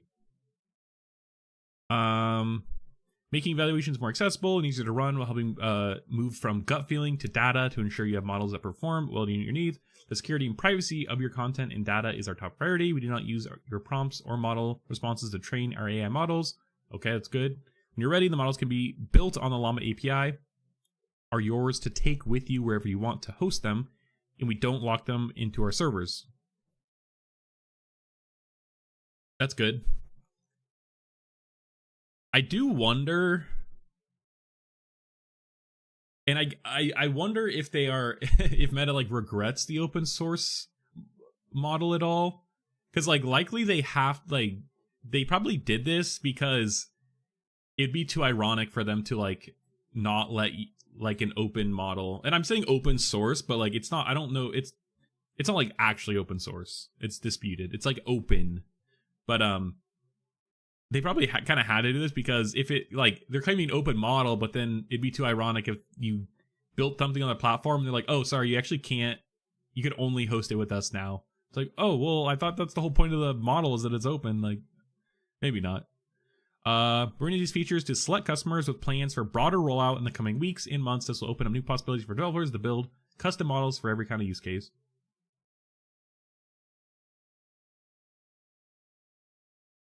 Should I apply for the waitlist?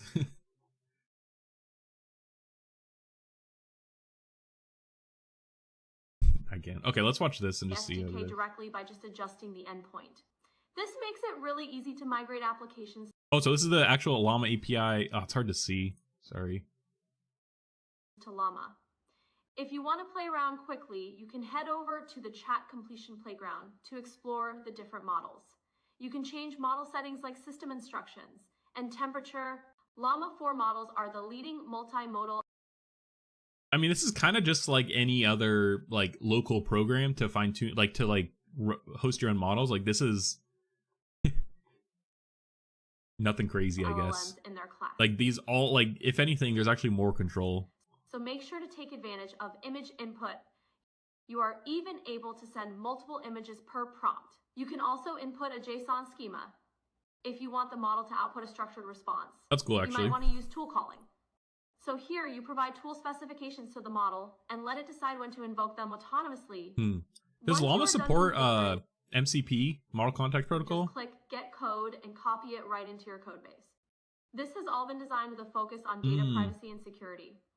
Your API inputs and outputs are not used to API token stolen. train Meta's models. Bro, what the fuck is this API token? Is this normal? Like having like the fucking pipes in there? Like that seems like it'd be like kind of funky. You start by registering an Okay. I mean, it looks cool, I guess. Whatever. It's very specific, I guess. Like if you're all in on Llama models, then this seems very beneficial. But otherwise, it's like it's whatever. Okay, then the fast inference. This is really where Meta's getting into more cloud services, where they're working with Cerebras and Grok, who are notably more hardware companies. They are developing technology to make inference better. Grok has like servers. I think Cerebras is the same, where they provide like data center. They have like data centers. Yeah, like your Meta Llama API first thing.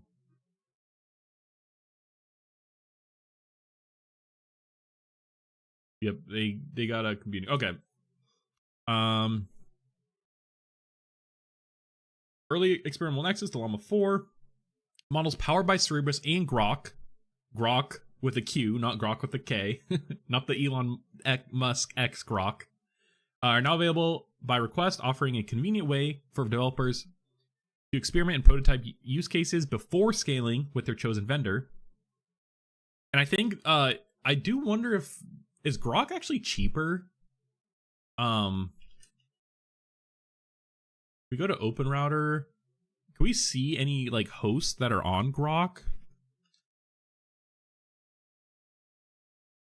Providers. Grok.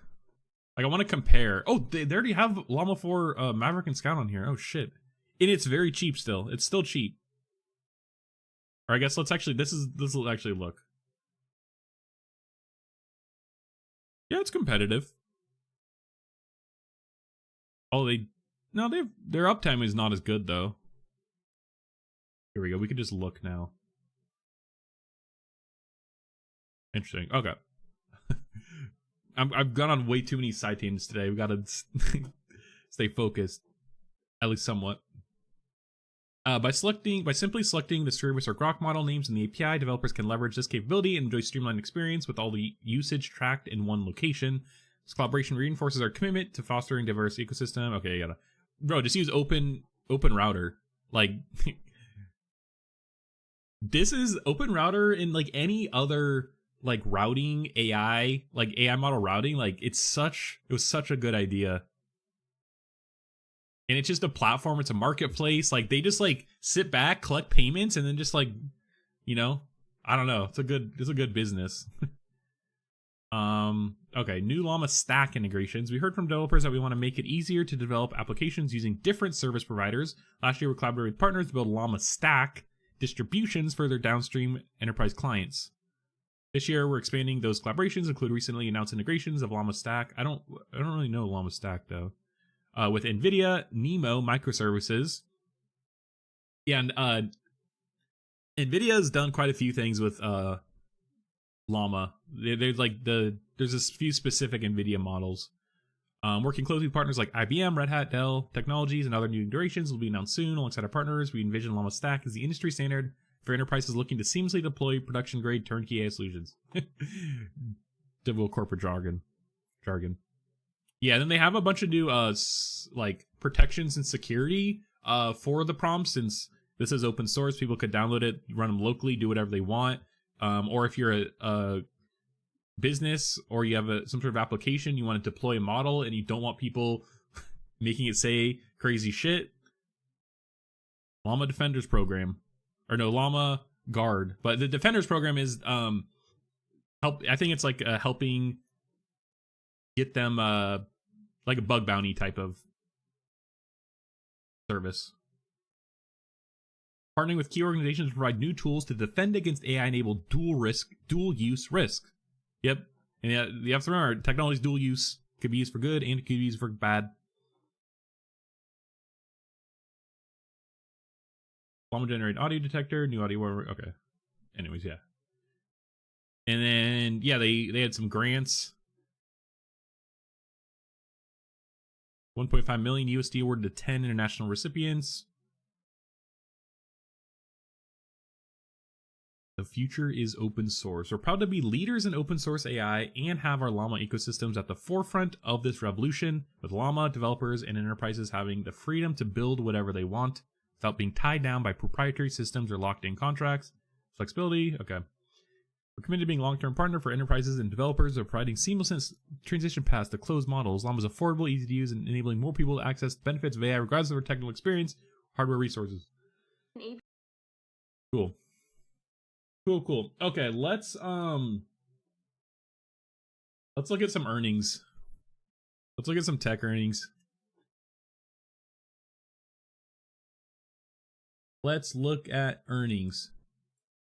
There's a lot more happening after market for tech and tomorrow, so we'll continue looking at them, but we want to look at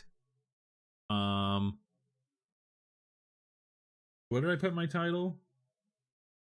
Let's look at PayPal first.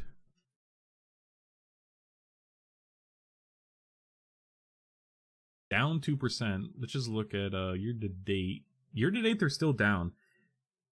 PayPal is interesting because I thought that they would, with a lot of the deregulation, especially in the CFPB and just with banks, PayPal can now essentially do things like banks without being treated like a bank. Assuming that all the CFPB stuff goes through, and I think it'll take a little bit for it to actually get figured out, but I thought they would be people would be more optimistic about it.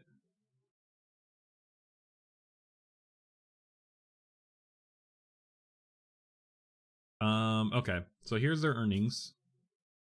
Look at Visa after. They missed.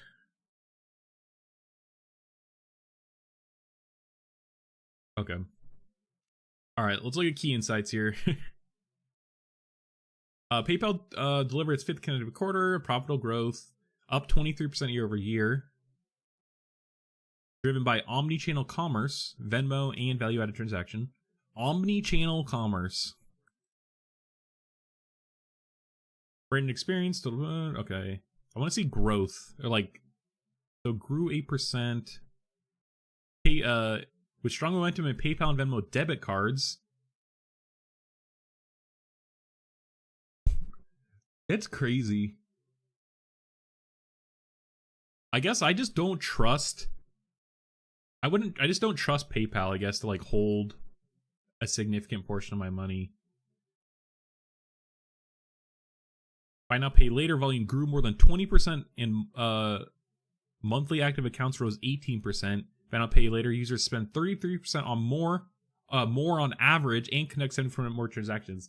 That's so shitty as a consumer, because you know, buy now, pay later, which is it's credit just in a different form. You know, and because now it's like a psychological thing, you know, and that they're spending more likely because it's like, oh, I don't have to pay for it all right now, so I can spend more money and just pay for it later. And 17% more transactions. That's crazy. Q1 total active accounts increased 1.5 million. Monthly active accounts up 2%. Okay. Expects low to mid single digit revenue growth. Transaction margin okay. Let's look at the actual. Let's just look at the numbers ourselves.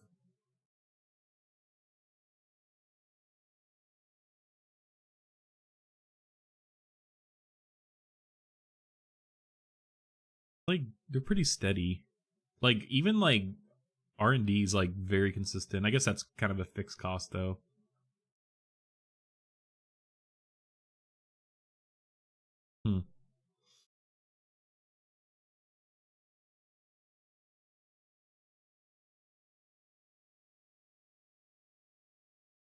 Oops. Okay, let's actually look at what analysts are saying.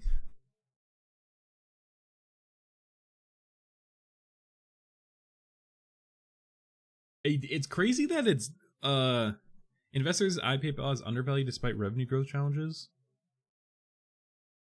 April payments volume surge.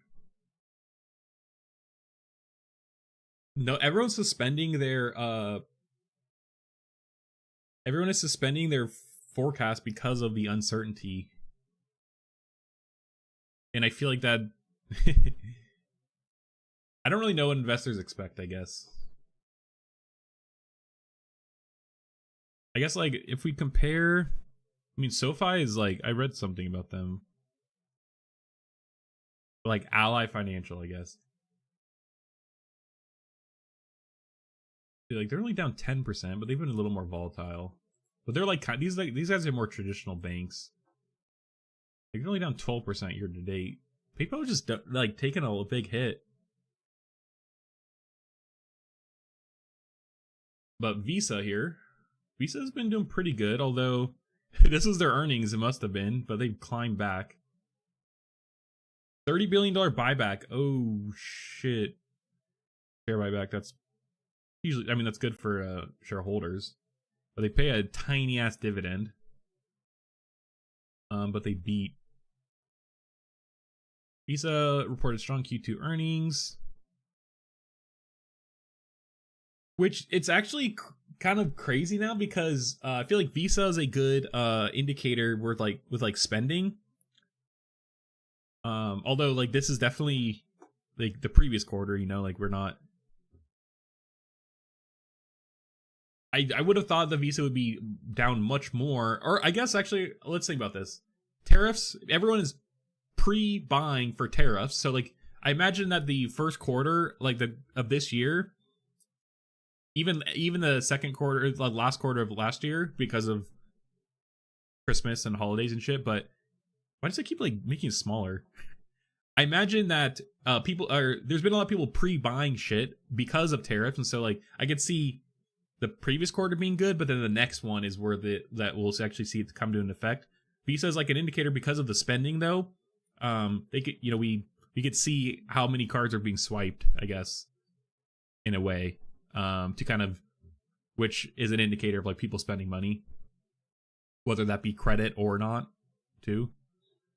Cross-border volume rose 13%. Consumer spending remains resilient globally despite macro uncertainty, with both discretionary and non-discretionary spending stable. Affluent spend bands are growing fastest, but all bands remain consistent. Affluent, I imagine like the rich people, which rich, I think. We saw that like it was like the top 10% of spenders like make up something like 50% of spending or some shit. Bro, why does it keep updating like live? Like this, the transcript's not changing. Kind of weird. For Q3, Visa expects adjusted net revenue growth in the low double digits. Adjusted operating expenses growth also in the low double digits. Visa continues to invest in innovation, tokenization, tap to pay, stablecoin settlement, expand value added services, maintain a diversified business model. All right. Yeah, look at this growth. This is what you like to see. Consistent growth.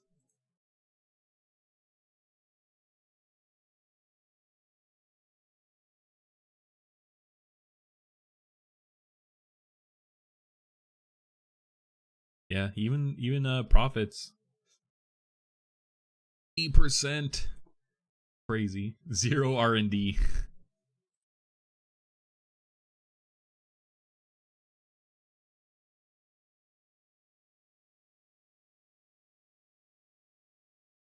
Yeah, it's pretty good. Visa just makes a lot of money.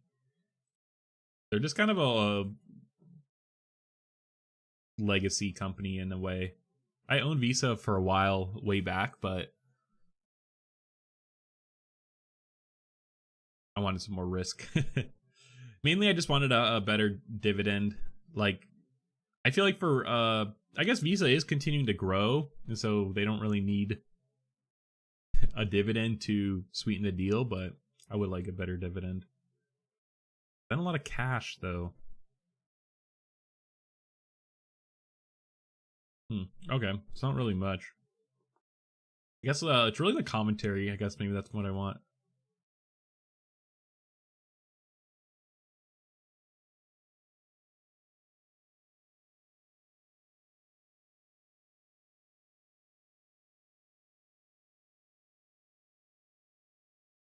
I don't think I have Barons. Yeah.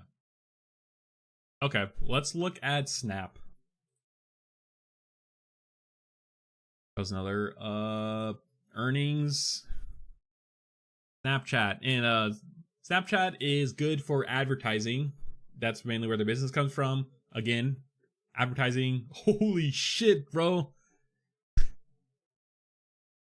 So I guess if, you know, if revenue's down for Snapchat, then likely it could be an indicator about advertising spend elsewhere. So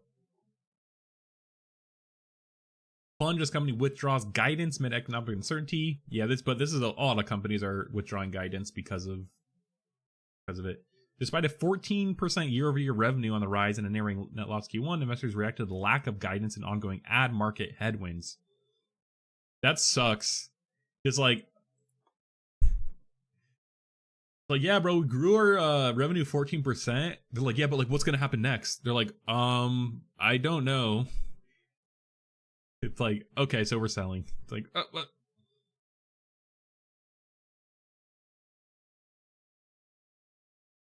And with we'll look at Spotify next. Spotify's up, so that might be a good time.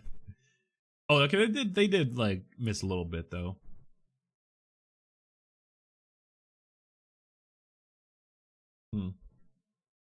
Q1 2025 revenue of 1.36 billion, up 14% year over year, driven by strong growth in direct response advertising, small business advertising expansion, small medium-sized businesses, active advertisers up 60%. They have a lot more active advertisers. That seems good. Snapchat Plus subscription revenue is up 75%. Who pays for Snapchat Plus? I don't like. What does it even give you? No ads is like the biggest selling point. Company reached 900 million monthly active users and 460 daily active users. That is so high too. Like, it's kind of, why does it keep shortening like this? 900 million is actually a lot. Although, like, when you think about it, this is like about how much ChatGPT has too. So, and ChatGPT's been around way less time. Direct response advertising revenue grew 40%, 75% of total ad revenue.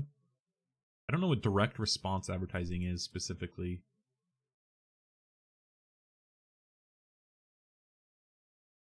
Engagement. Prompting immediate action from consumers. Okay. Snap is investing in AI ML for content personalization and ad performance, launching new ad formats. Sponsored snaps. Yeah. That's like, I pretty much haven't used Snapchat in the past like 3 months, and I pretty much only used it to Snapchat my girlfriend and family. The fucking most annoying thing is, one, their AI assistant that is like, why the fuck do I need an AI assistant in Snapchat? And then two is, actually three things. Two is, yeah, these sponsored snaps where that is above, it's like at the top. And so like the first three things are like, buy Snapchat Premium, the AI assistant, and then the fucking ad, but they all load in at different times. So like if you have a Snapchat and you go to click on it, then they load in and you fucking accidentally click on the ad or the AI thing or the Snapchat Premium, and it's like, bro, I can't help but think that they do this on purpose. It's like, come on, like lazy load them in, like at least so the fucking box is there so you don't accidentally click them. Like, I don't know, that's like app design 101 or something. Anyways, their ad, I guess my point is like the ad is intrusive. Bro, I swear it just disappeared while we were reading. Oh no, right here. Okay. Ad platform improvements, expansion of AR features, growth. Bro, they changed live and now it's different than what we were reading. That is so annoying. Yeah, they're AR, they have the Snap Spectacles. They are actually, weirdly enough, Snapchat is a like kind of a leader in like AR glasses. Now these are still tied to your phone. They are not a separate computing platform. You still need a phone, but still. And this is kind of crazy because it's like, how does this relate to Snapchat? I guess it does, where like it's like you could take a Snapchat, or you could take like a video and then put it on Snapchat, I guess, but yeah.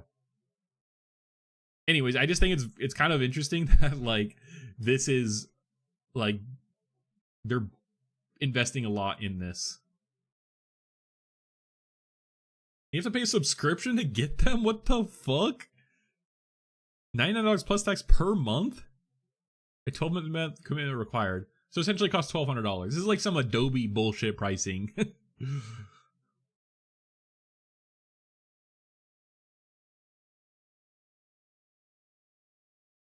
Oh my god, it fucking changed again. Make up your mind. Launching new ad formats like sponsored snaps, dynamic product ads, expanding its AR platform and creator ecosystem. Do you make money for posting on Snapchat? Like as a creator? Do they have ad share? They have to, right? Due to macroeconomic uncertainty and early Q2 headwinds, Snap is not providing formal Q2 guidance, but is lowering full-year adjusted operating expense guidance by $50 million and stock-based compensation guidance. Jesus Christ, bro. Like, as I'm reading, it's changing. That is the most annoying thing. Alright, we're going past it. Okay, so they don't make money still. At least they're, like, improving.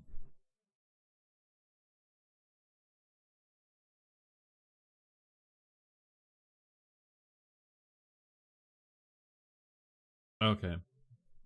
Or do they? I mean, they have a lot of cash.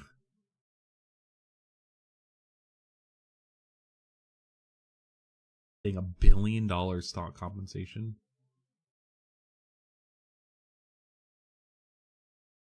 They spend a lot on R&D, those glasses.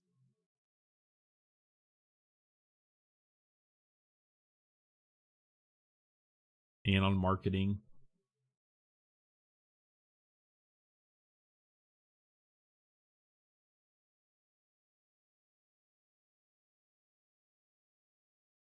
Interesting.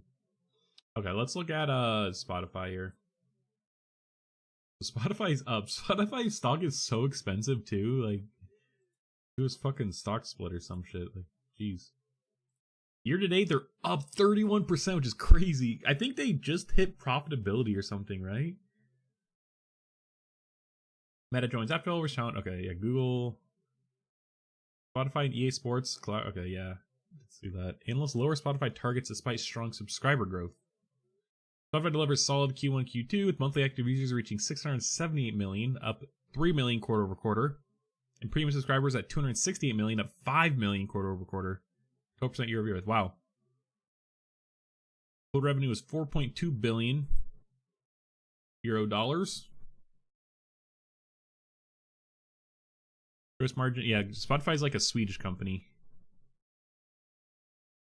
Gross margin expanded 31%. Subscriber growth outperformed expectations, driven by strong performance in emerging markets and continued organic growth and market share gains in developed markets, engaging in retention, remaining high, spending more time on the platform.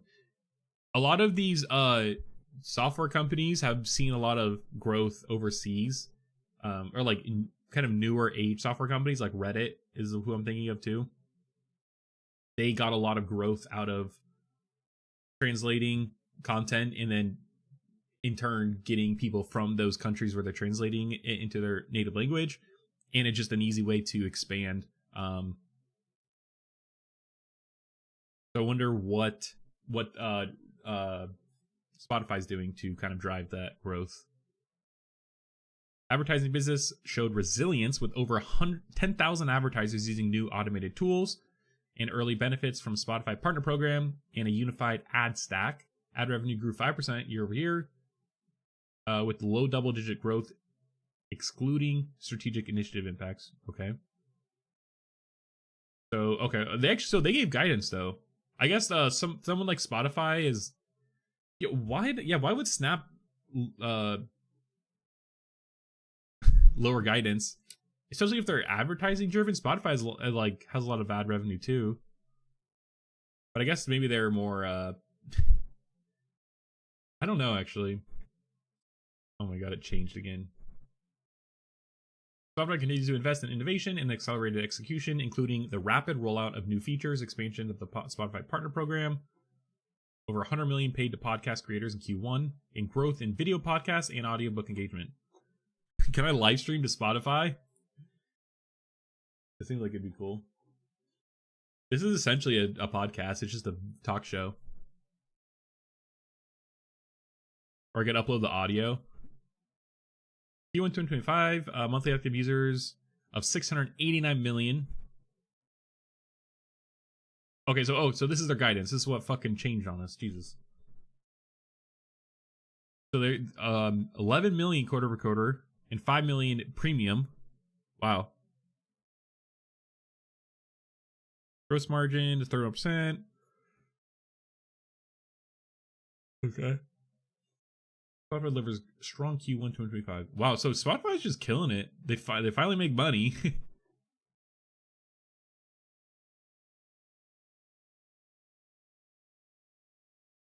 Like, it's crazy. Like, they just had this huge turnaround. I think they had layoffs, and they laid off a lot of people. I think like there's like 20% or 10%. So I'm sure that helped. A lot of cash. Yeah.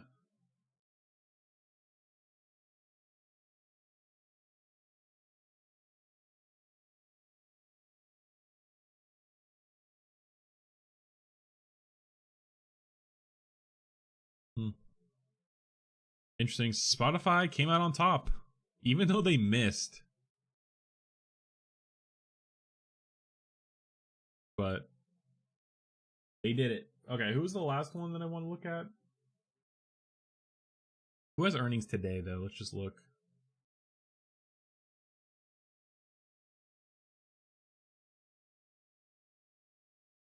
Okay, these are just live. Penske. Okay, we're upcoming. Qualcomm, Meta, Microsoft. All of these are we'll look at all these tomorrow.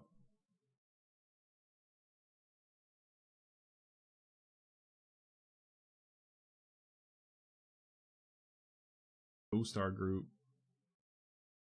Company's first quarter earnings report. CoStar is they like list their property, like commercial and consumer property listing. Price net loss due to acquisition related costs. Missing. Okay.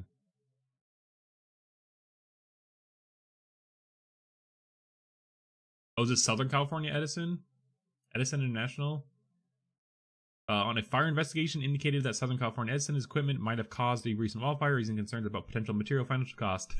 PG&E sits back like, welcome to the club.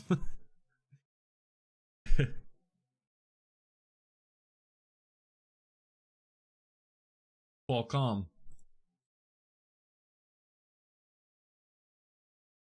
Qualcomm has earnings. Meta has earnings. The fact that it's down today, though, is like, it's like pre-down. Microsoft.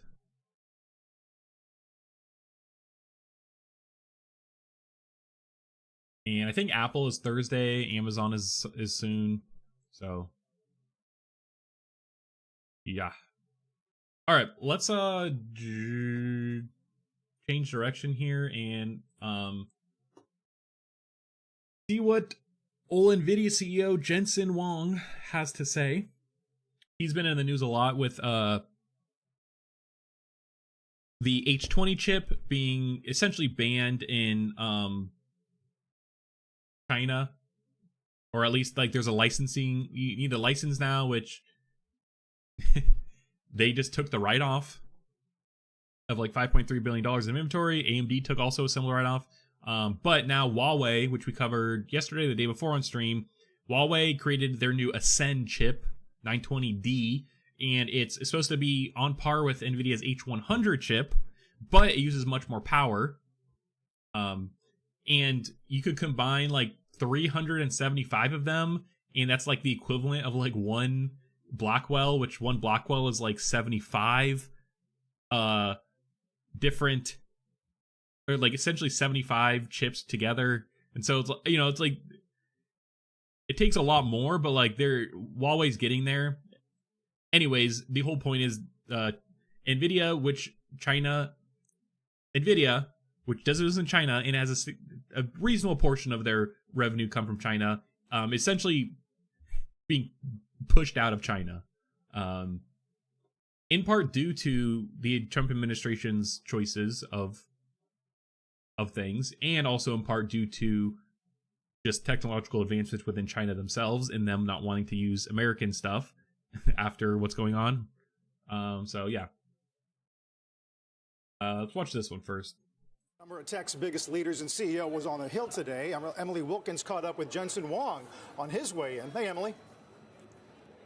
Hey, Carl. Well, yeah, a lot of CEOs on the Hill today, a lot of lawmakers speaking with them about AI in the future, which is exactly what brought Jensen Huang here today as well, to talk about how the U.S. needs to remain competitive.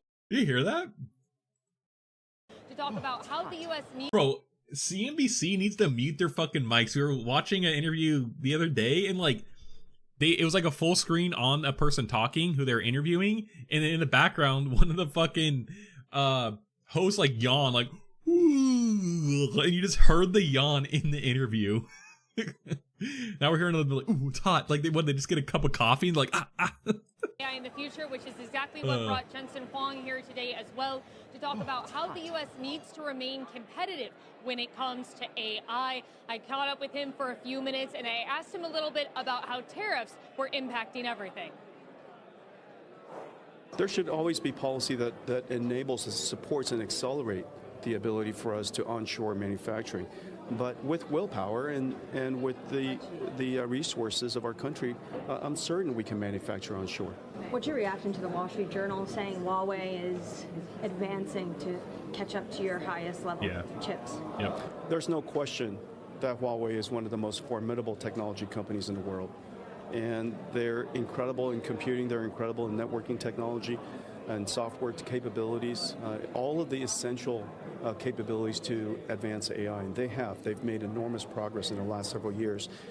Whatever policy the administration puts together really should enable us to accelerate the development of AI, enable us to compete on a global stage. How far, can I just one more, like how far behind do you think China is? He's like, we gotta go. China is not behind. Anybody? China's right behind us. I mean, we're very, very close. He's not going to admit. He would not admit that China's ahead, but I don't think they're ahead either, at least publicly facing. But I do, yeah, they are like. But remember, on our this eyes. is a long term. This is an infinite. If not ahead, just but behind the scenes. Race. There's no, in the world of life, there's no 2-minute end of the quarter, there's no such thing. And so we're going to compete for a long time. And just remember that this is a country with great will, and they have great technical capabilities. 50% of the world's AI researchers are Chinese, and so this is an industry that we will have to compete for. Wong will be visiting the White House later today to continue to talk about AI. And that's the crazy part is, Trump hasn't really done anything with AI. I just think that the administration has too much weight on a few things they do, like fixing everything else. Like, I feel like they're putting way too much weight on deregulation and like hoping that like opens the economy up and like makes up for the tariff stuff. But like, we kind of talked about this yesterday. Even if deregulation lowers prices some, like, you know, in some indirect way, it's unlikely that consumers will like see those benefits. It's going to take a long time for it to like disseminate into the economy, and like it's essentially trickling down. I think that's what I said yesterday. It's like it's kind of just a form of like trickle down economics, where it's like we like loosen regulation for the big tech companies, or just for big corporations. And then once they do that, then they could, they don't have to spend as much. They don't have to do stuff. Anyone have entry-level robot repair? Nah. I could also use I could use that job. I could do that job too. I think that they're expecting too much they're putting too much weight on deregulating and then it coming and disseminating. And then, speaking of like what he said, with 50% of AI researchers are in China, with what we're kind of doing with immigration, especially H-1B visas, which H-1B visas the tech companies use to get talent overseas, we're kind of screwing ourselves. We're literally shooting ourselves in the foot. So, at least America, in that sense. So, it's like, I just don't really know, like, what, like, they're just putting too much weight on a few things, and I think that we're shooting ourselves in the foot way too much. As well as tariffs. Of course, the White House is currently putting together a plan for what their path forward with AI will look like. Guys?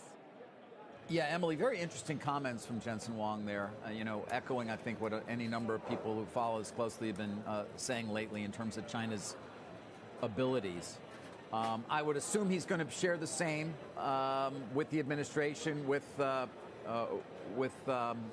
Congress as well, in part because he's dealing with the possibility of sectoral tariffs that conceivably could hamper our ability in this country to... Yeah, like, it's crazy also because NVIDIA was, like, the #1 benefactor, at least, like, stock-wise, stock price going up, to AI, and now they're,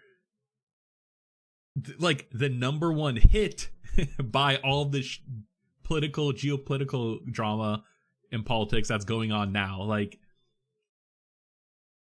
but I do feel like this is like maybe one of the first losses. NVIDIA's like ridden every emerging technology wave over the past like 25 years, and like they're finally kind of getting some like more pushback, I guess. Unfortunately, it's not through competition to business. Maybe it's in China, but it's more so government and geopolitical tensions that they're just getting the shit end of the stick on. Like they hit the gaming wave in the early 2000s, and then they hit the fucking crypto wave, and they hit the AI wave, and then behind the scenes they, that's just like consumer wise. Behind the scenes they hit, how everything is reliant upon data centers and just cloud computing in general. Arguably, cloud computing is probably like, it was like cloud computing, then gaming, then crypto, then AI.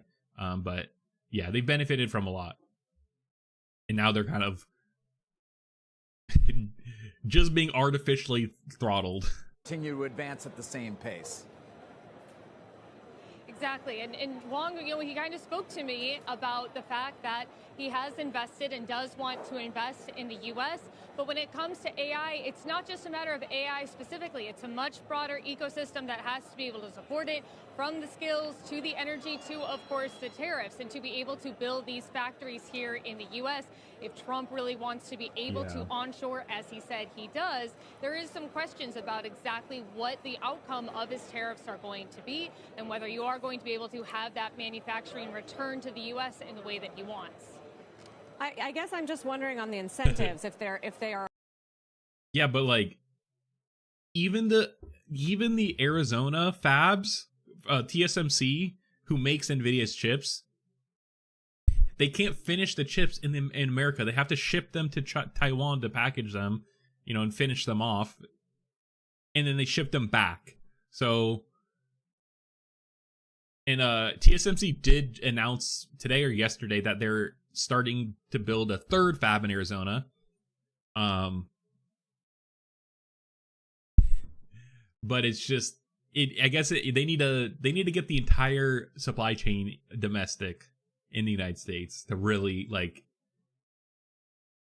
be safe, I guess. Are aligned. NVIDIA, I mean, obviously NVIDIA is a big U.S. company and wants the U.S. to win, but China remains an important market for NVIDIA after we saw that big write-down when the chips were banned.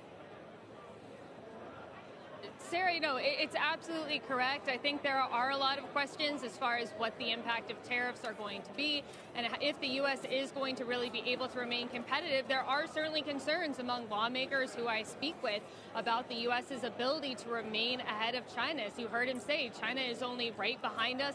They have a lot of capabilities, and I think you've seen a lot of changes right now in how the various administrations have approached AI. Biden had a plan that he put forward, but the Trump administration has basically reversed a lot of that. We don't know exactly what's next or what it looks like, and when I talk to folks in the AI industry, they say that that really needs to be there for the U.S. to have a seat at the table and to continue to be a leader globally when it comes to AI standards and what the policies and rules of the road are. Yeah, we talk a lot about their lead in China in EVs. Today, big note out of Morgan Stanley about their lead in robotics and humanoids. Emily, thanks. Emily Wilkins this morning. Yep. Is your investment of $500 billion? Just like it's funny. Just like the different same interview, different perspective. We're getting like the other camera angle, like over here. The United States, what the president calls an investment, or are you just trying to produce $500 billion worth of In order good? to produce $500 billion worth of AI infrastructure requires enormous amounts of investment from a lot of different partners. And so we've brought on shore many partners to help us do that. And we're going to have to build our own factories in order to do that. What's your message and conversation going to be like today with the president when it comes to tariffs? I'm going to count on the fact that the administration has a good plan, and from our perspective, he was like processing like. We would like to have policies that support and help accelerate the development of artificial intelligence in this new industry. Do you think they're going to have an edit of the diffusion rule that was under the Biden administration, basically placing all these different countries in different buckets? Well, I'm not sure what the new diffusion rule is going to be, but whatever it happens to be, it really has to recognize that the world has changed fundamentally since the previous diffusion rule was released. We need to accelerate the diffusion of American AI technology around the world.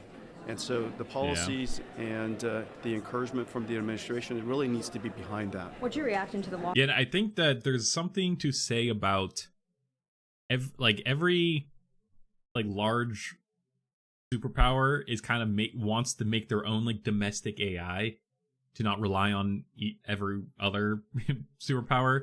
I think mainly United States, Europe, China. I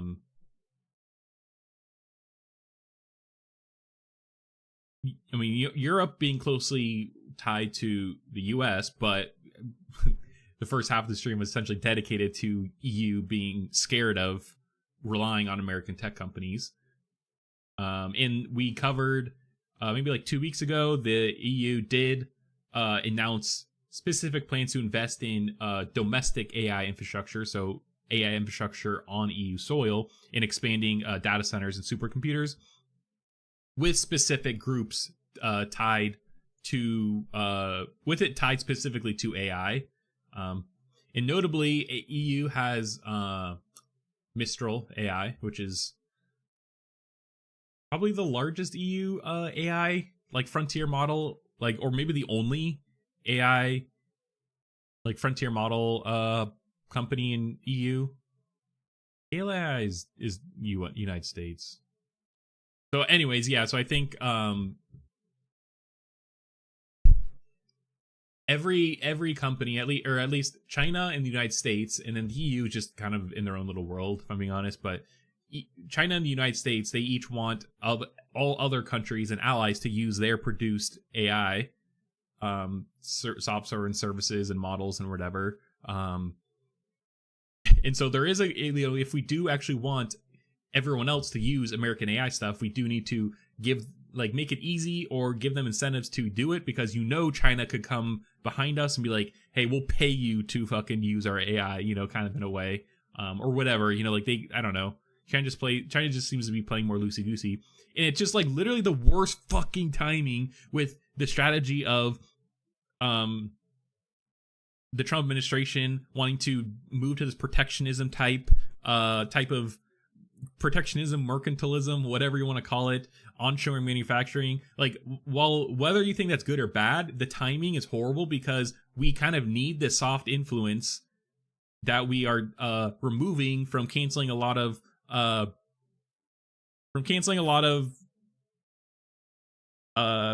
government branches in funding. That soft power is kind of what you need to like diffuse products and services and technologies to other countries from like where you're producing it, i.e. the United States, to the surrounding countries. I don't know. So I think that it's just bad timing, really, with AI being the biggest emerging technology that could potentially change the world, and the Trump administration's kind of crazy policies going forward. So you're starting to get disappointed in AI progress these days. They're holding back good stuff. Yeah, it's very incremental. It's just like a little bit better, but yeah, I think we're gonna get that for a while, and everything. And if not, the good stuff is just gonna be paywalled behind like $1,000 subscription, because it costs so much money right now. But I think that you should look at the AI 2027 report. I have a video on my channel. I looked at the whole thing, but behind the scenes, likely OpenAI has much more powerful models, but they just won't ever really release it to the public until it's kind of like ready, whenever that may be. And we kind of saw that with like the 03, 04, and like how they kind of the staggered releases of them, where like when they release a new model like 04, they likely already have the 05 behind the scenes training and fine tuning and like and everything, like testing it. And then they even likely already have the next model behind that. Arguably even a few models behind that, So yeah, it kind of sucks.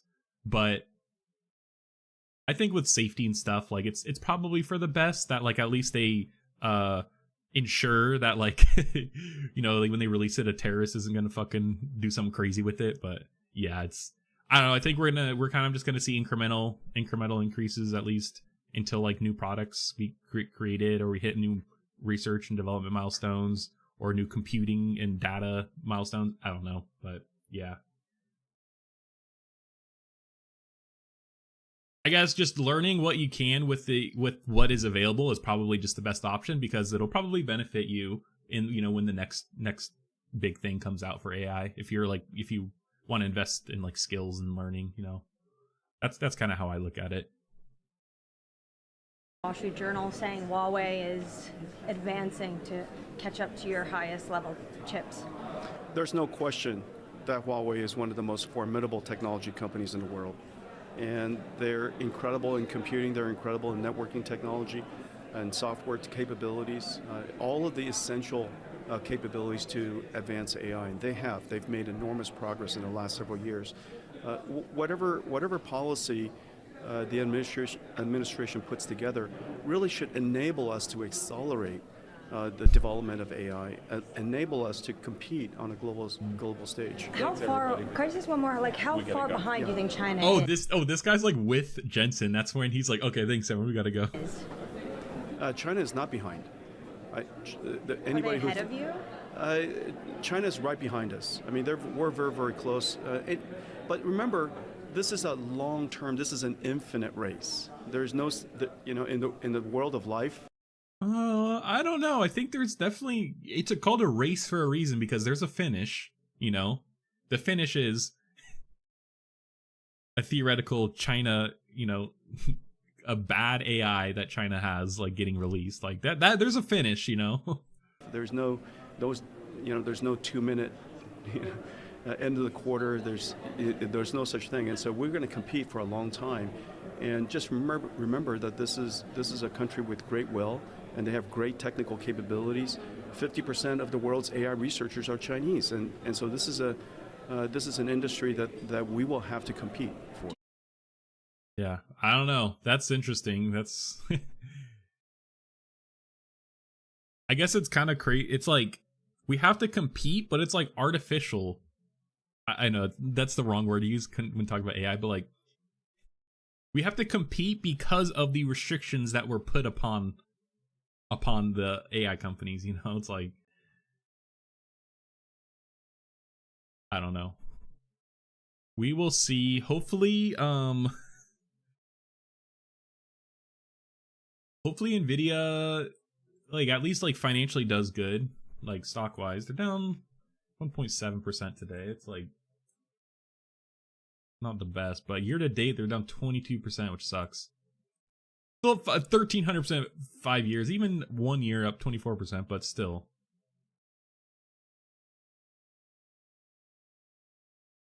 Nvidia's earnings I think are like May 28th, so we'll wait and see. It's gonna be a brutal earnings. I just know it. Yeah. But that's gonna be a good opportunity if you want to get in on like a 2x leverage, like a leveraged Nvidia ETF. I own NVDL. Oh dang it, do they not have it on here? Oh no, they do. Oh no, they don't.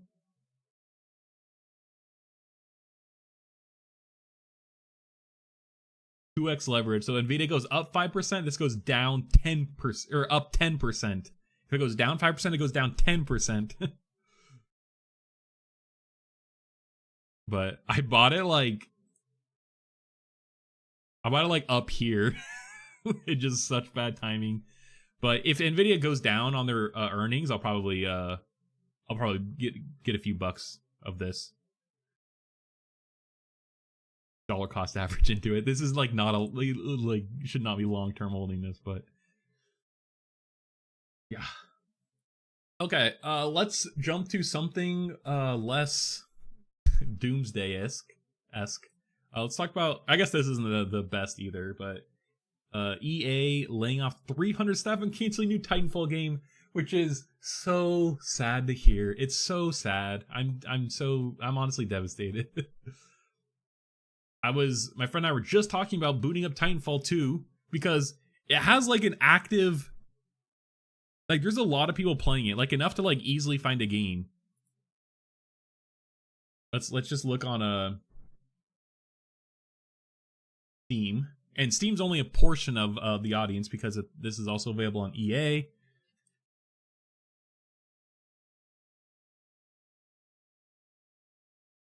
There are 1,300 people playing it. That is plenty to get in a few games. And considering how old this game is, it's nearly 10 years old. Like, it's so fun. And I guess I'm saying this because I'm not a big fan of like Battle Royale, or at least I'm not a big fan of Apex Legends. And so I'd much rather have a like Call of Duty style shooter. But at least I was looking forward to the Titanfall 3, or at least a new Titanfall game from Respawn, and I guess that's gone. So, a year after laying off 5% of its workforce, impacting 670 employees, EA has reportedly cut more than 300 additional jobs as part of what it calls select changes at the company. Just say firing, or just say laying people off. The move has also seen the publisher cancel a number of in-development projects, said to include the new Titanfall game. RIP.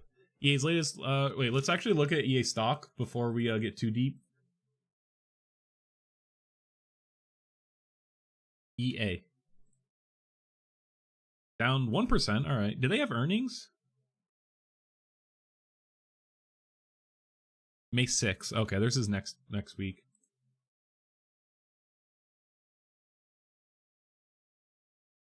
Well, year to date they're actually about even. But dang, they've been so fucking up and down. Holy shit.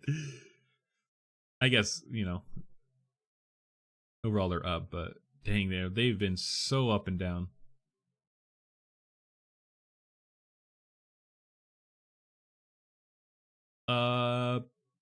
EA's latest runoff was initially reported by Bloomberg's Jason Schreier. Love Jason Schreier. Great books. Who, citing a source familiar with the cuts, claimed between 300 and 400 positions had been eliminated. Around 100 of those cuts have been made at Apex Legends and Star Wars Jedi Studio Respawn Entertainment. This is also interesting because EA said in their last earnings that they are looking to revamp Apex Legends, essentially like an Apex Legends 2.0.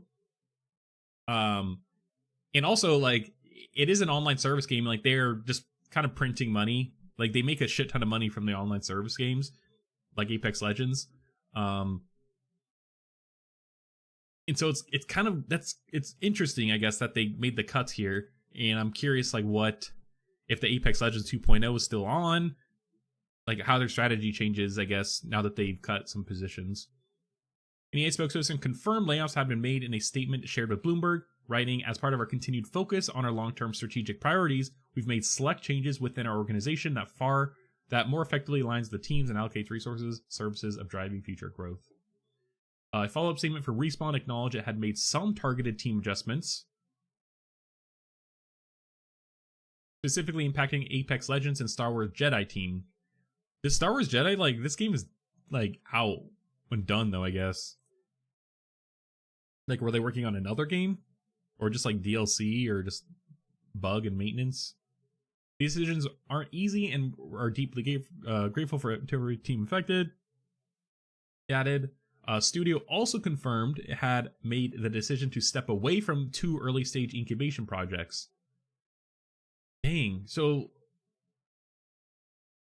I wonder if they're just cutting down the amount of games in general that they're releasing. Then, like, that's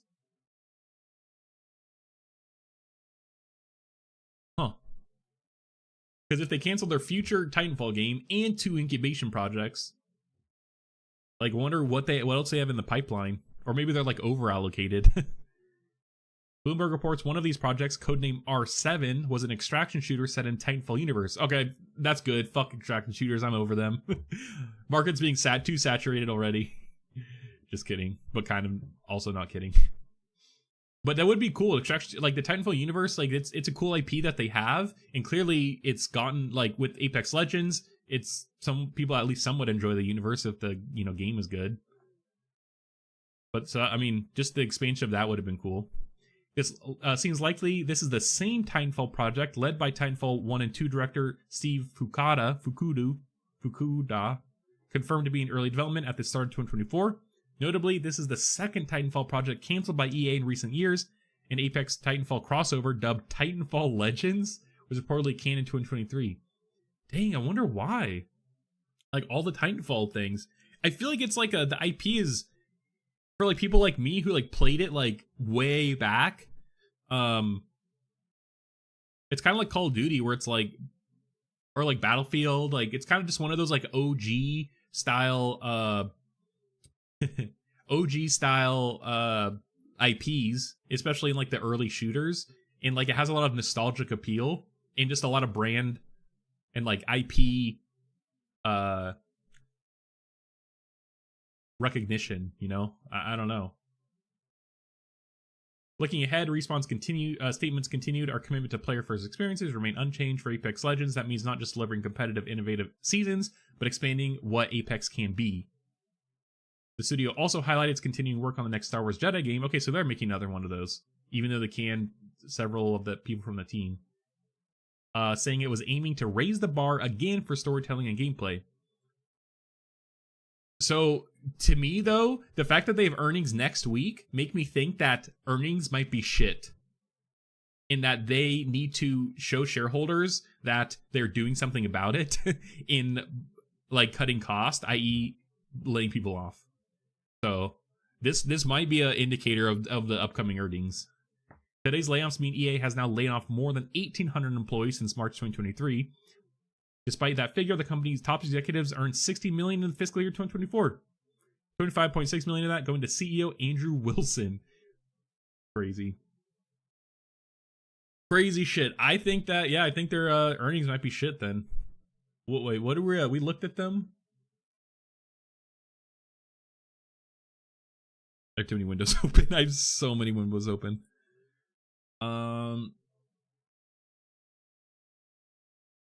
Let's see. Analyst sentiment remains mixed following EU workforce reductions.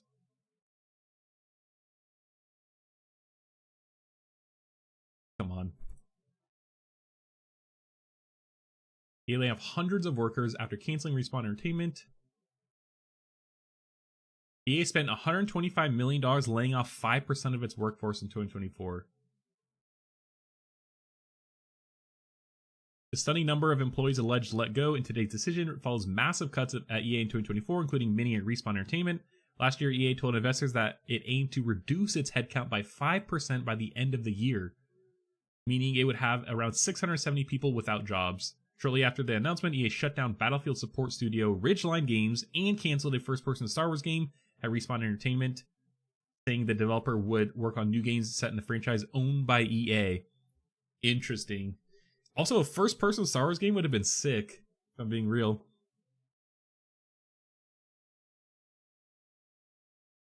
Okay, let's get some sentiment here. See what the analysts are saying. Implement new wave layoffs, 340 players, high-profile projects, yeah, 5% of workforce, the cancellation of other projects, a broader trend of cost-cutting and strategic refocus within the gaming industry. So also, this is interesting that they're focusing on franchises owned by EA. I wonder if, like, the Star Wars games aren't as profitable because of the licensing and, like, agreements that they have with Disney. I wonder what that looks like. That's interesting. Battlefield is also likely their next big online service game that they're hoping to bet on, and the fact that they are, it seems like they're putting much more resources into Battlefield this game than kind of compared to 2042. I haven't just based off of the effort at least, or the transparency that they're putting towards the community with testing. There's like leaks like every other week. I see Jack Frags make a video. I haven't watched any because I'm kind of just like waiting, but I think Battlefield will probably be another big franchise for them, or a big game for them, which is their own franchise. I don't know. I don't know. Yeah, it's unclear what EA's strategy for the studio is beyond the release of the third Star Wars Jedi game. Respawn only other project is supporting development of Star Wars Zero Company with Bit Reactor. Right, like what the fuck are they doing? Star Wars Zero Company? Oh, is that the one we just watched? It's like the turn-based? Yeah, the turn-based tactics. Oh, okay. Bro, what? Yeah, what are they even doing?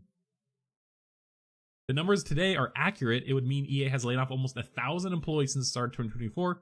Those layoffs took place against the backdrop of two major developments for the company: the underperformance of Dragon Age, Dragon Age Veilguard in EA Sports FC 2025. The company's full-throated embrace of generative AI technology.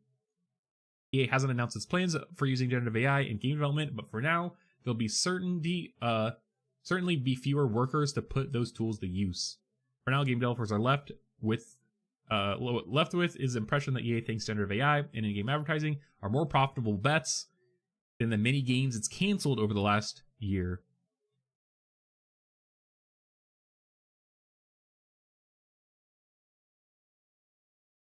Yeah, and I also think the advertising is just the easiest route to more money. Like, I think that's what it comes down to, unfortunately.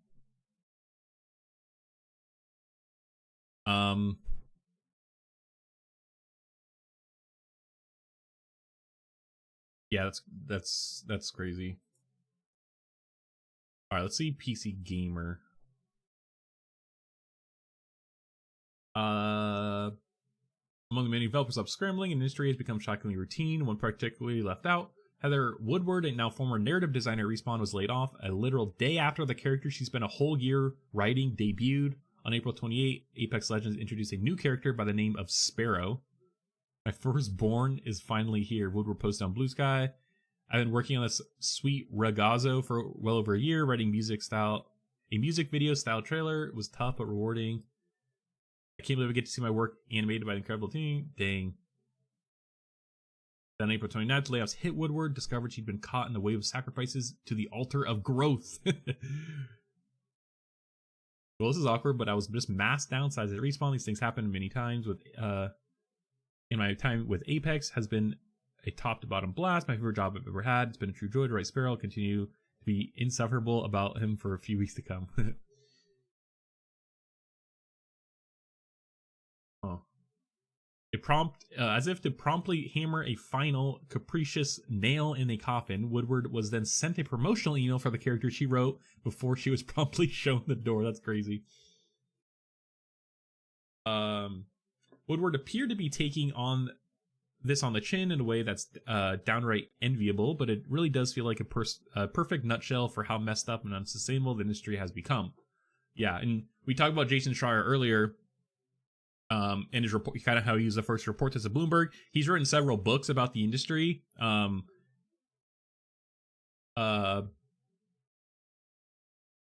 most recent one about Blizzard, but the one before that, Press Reset. It's about I read it, recommend it. Also recommend his first book about where he follows some indie games like Stardew Valley, and also big studios like Halo, the Halo studio breaking up and like with Bungie and shit. But really, they just need to unionize. They need to take the same strategy that like writers and actors took, I think, with studios in the movie and movie TV show, like that more entertainment side, because it's very similar in terms of it's like very boom or bust. The thing that you do, like if the game does well, then you're fucking eating good. If it does shit, then layoffs are coming, and it's just like there's really no in between. It seems like, and it's just very inconsistent. And also we just read how much the executives get paid, but that's kind of I honestly feel like that's like a separate argument. I don't think that I think it's a separate argument, but they need to do something to with their with the majority, the collective, like they need to unionize, they need to do something to like stand up to them. Like, I think that's kind of like it's such a passion driven industry that like people want to put aside, like they're just lucky, they feel lucky to even be there, and so it's like, why do I want to ruin this, like, and then they get laid off, and then they get a job and they're like, okay, like, they kind of I maybe feel the same way, and then like it's just like it's not a healthy relationship with an employer. But I guess just comparing it to something similar, it seems like the movie, like the Screen Actors Guild, the Writers Guild, like all these, guilds, which are essentially just unions, they are able to, negotiate and protect themselves from,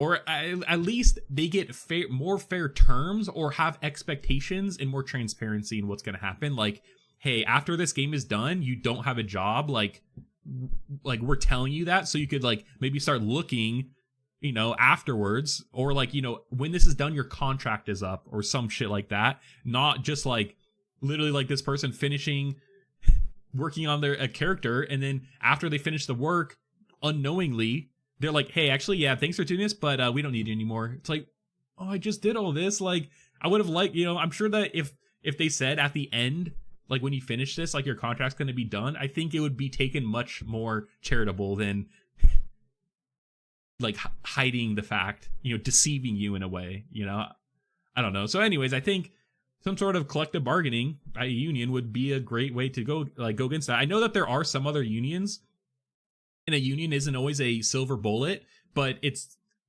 like better than nothing, I guess. It's either that or keep the cycle going. You know, like you have to break the status quo like sometimes to get change, you know? So it's like, anyways. I wonder if I do have a friend who works in the industry.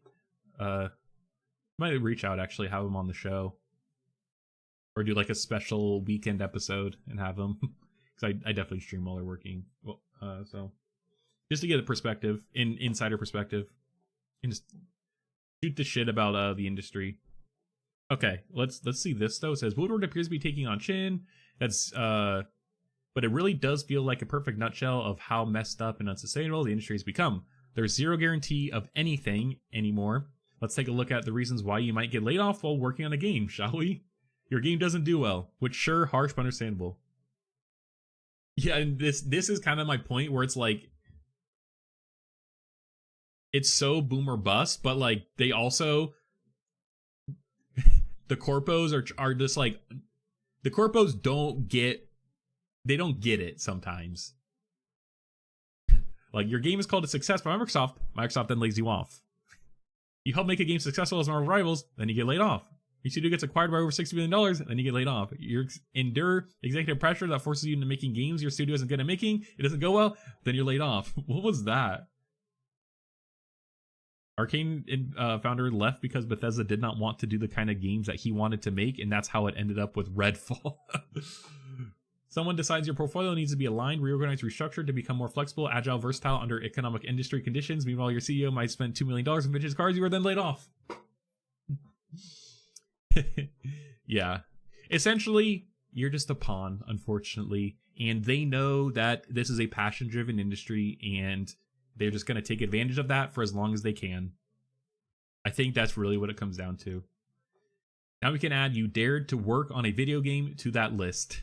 I guess Woodward's work on Sparrow could be either good or bad, and it clearly doesn't matter. Make a good game, make a bad game, make a game at all, and your job's at risk. Maybe I'm being too up in arms about it. We could just go to the beach after all.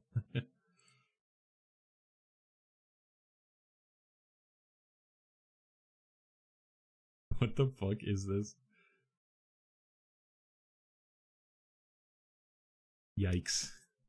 Come on, we gotta be a little sensitive to the fact that, like, you know, these are your employees after all. Okay, that's all I got planned for today. Actually got a 3-hour stream, pretty long. We'll be back tomorrow, 9 a.m. We'll see what other news pops up. There's earnings that are happening after market today. So we are going to cover those tomorrow. I think it's like Meta, Microsoft, Qualcomm, the big tech companies. So we will look at those tomorrow and any other news. So appreciate everyone tuning in and hanging out.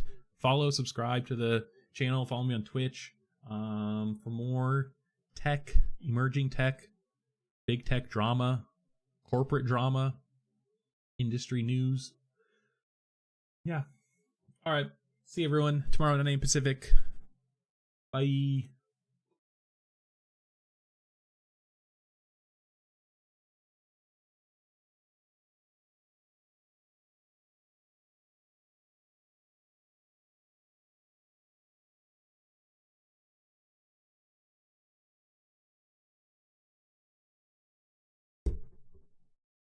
Oops. Peace.